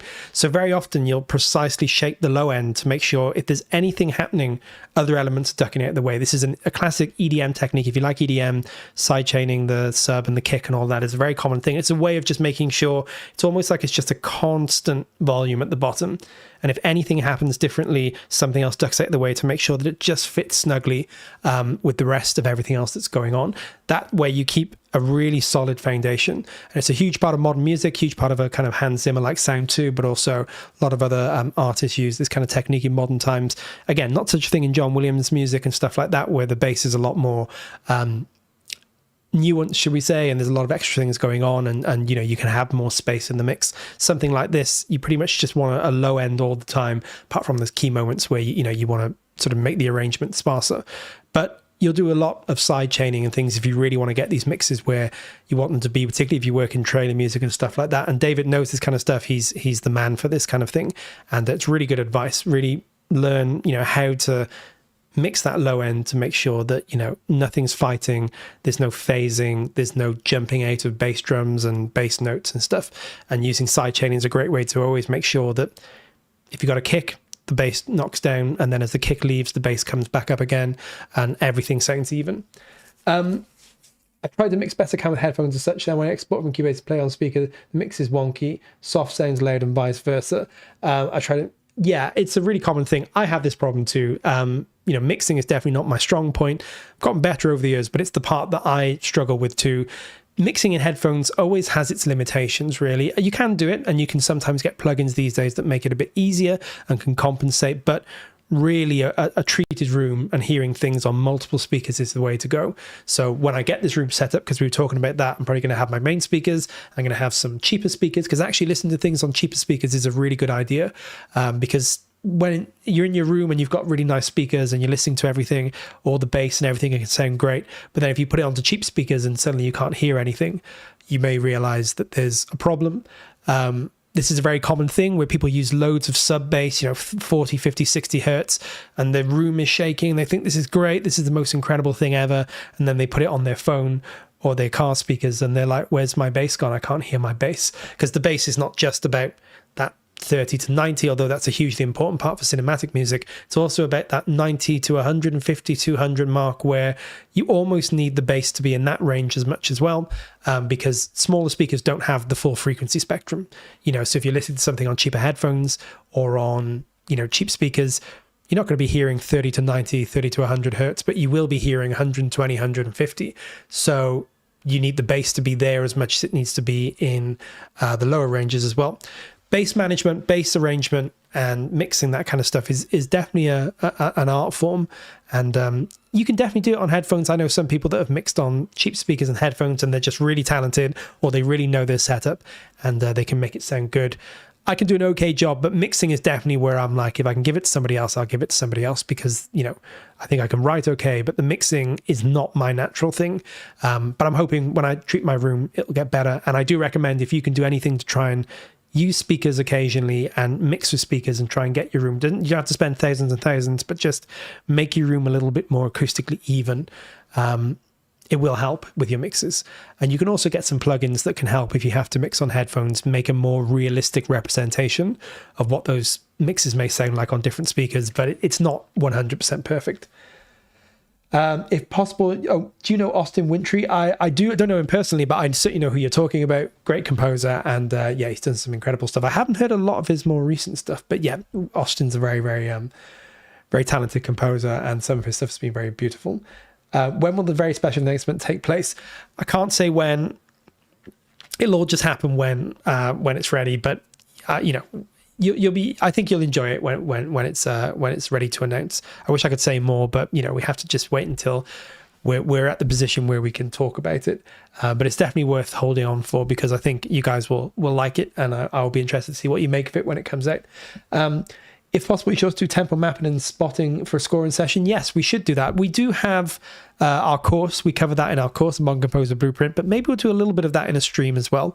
The course is really where we go to a deeper dive of that stuff, but I would definitely be glad to do it in a stream where we can talk a bit more about how you might map things. Maybe we'll score a really short sequence or something and talk about how you would map stuff to make things work. It's a bit of an art form, because you can move tempo maps, but you kind of don't just want to do that arbitrarily, right? When you listen to music, it doesn't just go fast, slow, middle, fast, slow, unless there's a particular reason for that. Usually music sounds musical, but it still hits all the points. So it's a combination of tempo mapping and also the time signature and the arrangement and structure of the music too. It's a bit of an art form, so we should definitely maybe cover it at some point. And as I say, if you don't have our course, it's well worth checking out if you want some more information on that, because that course goes into detail on that and pretty much every other beginner thing as well in terms of trying to become a media composer. So it's a good starting point if you can pick it up. Okay, so I think we're pretty much through all of this now. Let's just go to the end. I left a bit of a drop here. It's not the most exciting thing, but I was just thinking of a way to end this. And that kind of, I didn't want to go full drop with a big downer, like a trailer thing or anything. That's not very Hans Zimmer. But because I was thinking of this almost like a scoring a scene, a moment of pause would work in a film score. You know, you might be able to have everything drop out for a bar or two and then come back in. Listening to it by itself, I probably should have done something a little bit more interesting. But I was thinking more like a score. And you would get something like this in a score. And then we end as we begin, basically.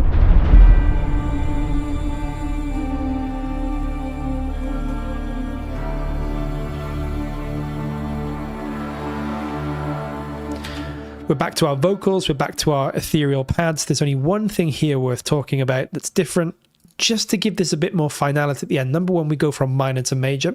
So we do D minor, and then C, then back to D major, which is a bit of an interesting change. And then just to emphasize that, I use our lovely brass library, Poseidon, which has all these incredible natural waves, so these natural swells recorded. I just used one of our ensembles there, and I just put a nice D major chord in that ensemble. It's actually a D fifth, but the major's in the strings, I think. And then on its own, it just swells and comes down naturally.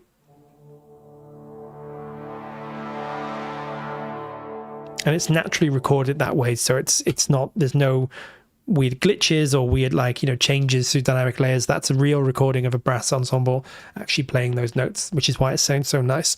And it just really helps to give a nice big cinematic end to this piece, I guess.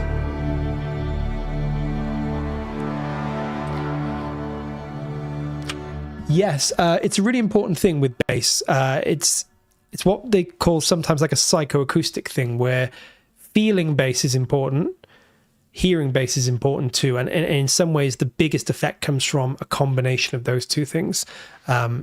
So if you're ever listening on small speakers where you won't feel the bass, you need to hear it. You really need to hear it, otherwise there will just be no bass. And I've been guilty of this loads, where I've got a great sub bass and it's all sounding cool and big and thick and creamy, and I'm like, yeah, this sounds great. And then I put it on in the car or listen to it on headphones, and I'm like, where's my bass? Like, have I filtered this out by mistake? But what's happened is I haven't thought about the different layers. So for example, you know, here we have, if I just bring this down, I can show you. I've got a little frequency analyzer here. Here's a sub. It's all here, all in this kind of 30 to 100-ish range. We got a bit going on here, but not much. On its own, you're probably not going to hear most of this on most speakers, certainly not on headphones and things. It's only really when you get to around here that you'd hear things.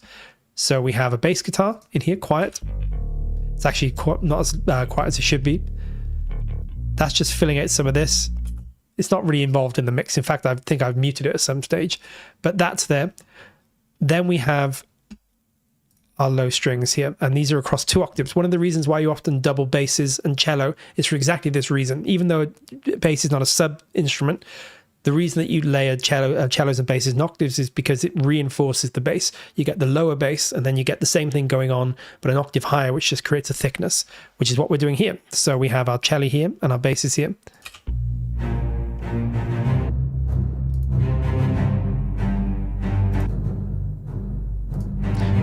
And then our final low end instrument here is...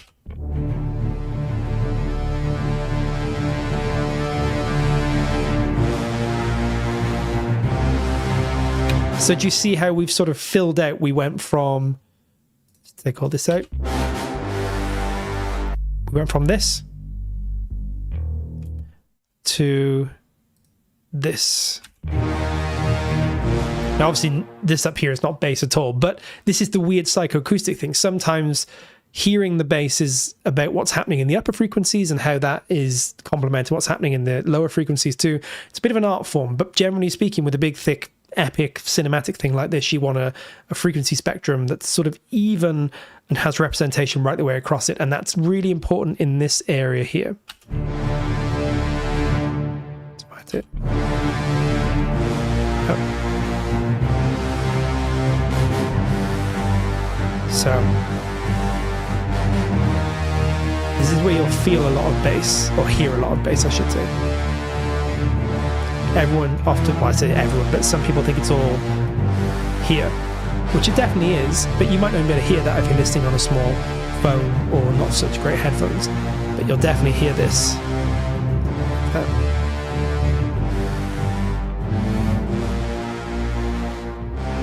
So yeah, bass is very much about trying to get that, not just that sub bass, but that lower bass, that mid bass, and sometimes even the upper bass too.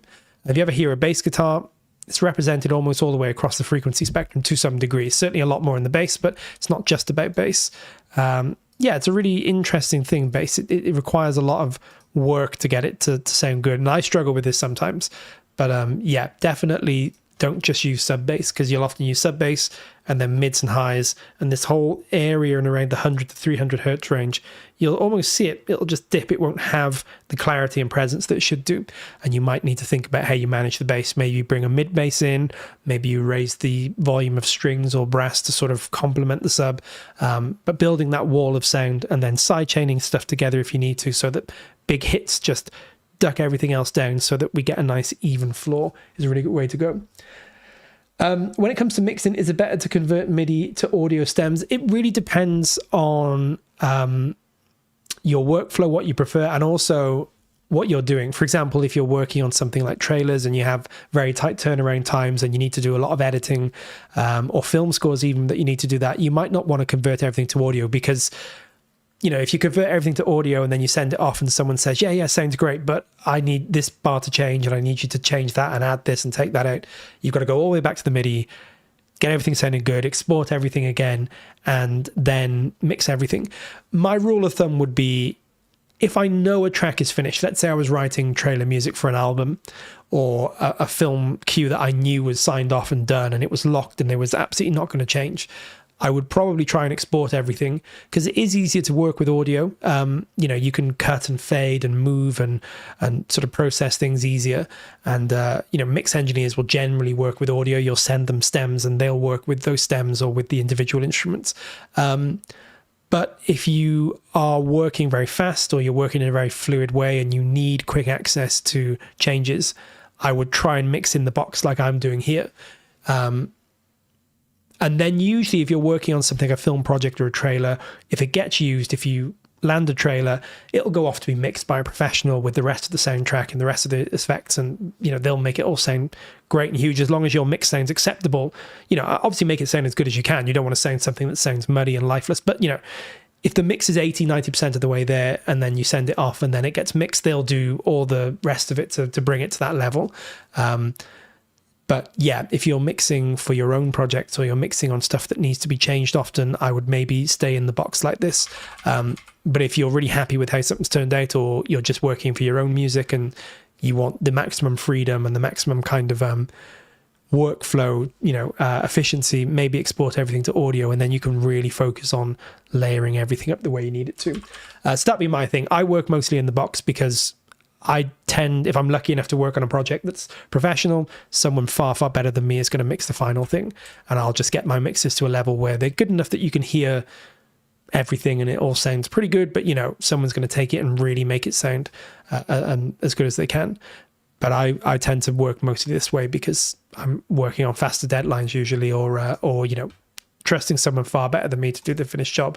But I hope that helps.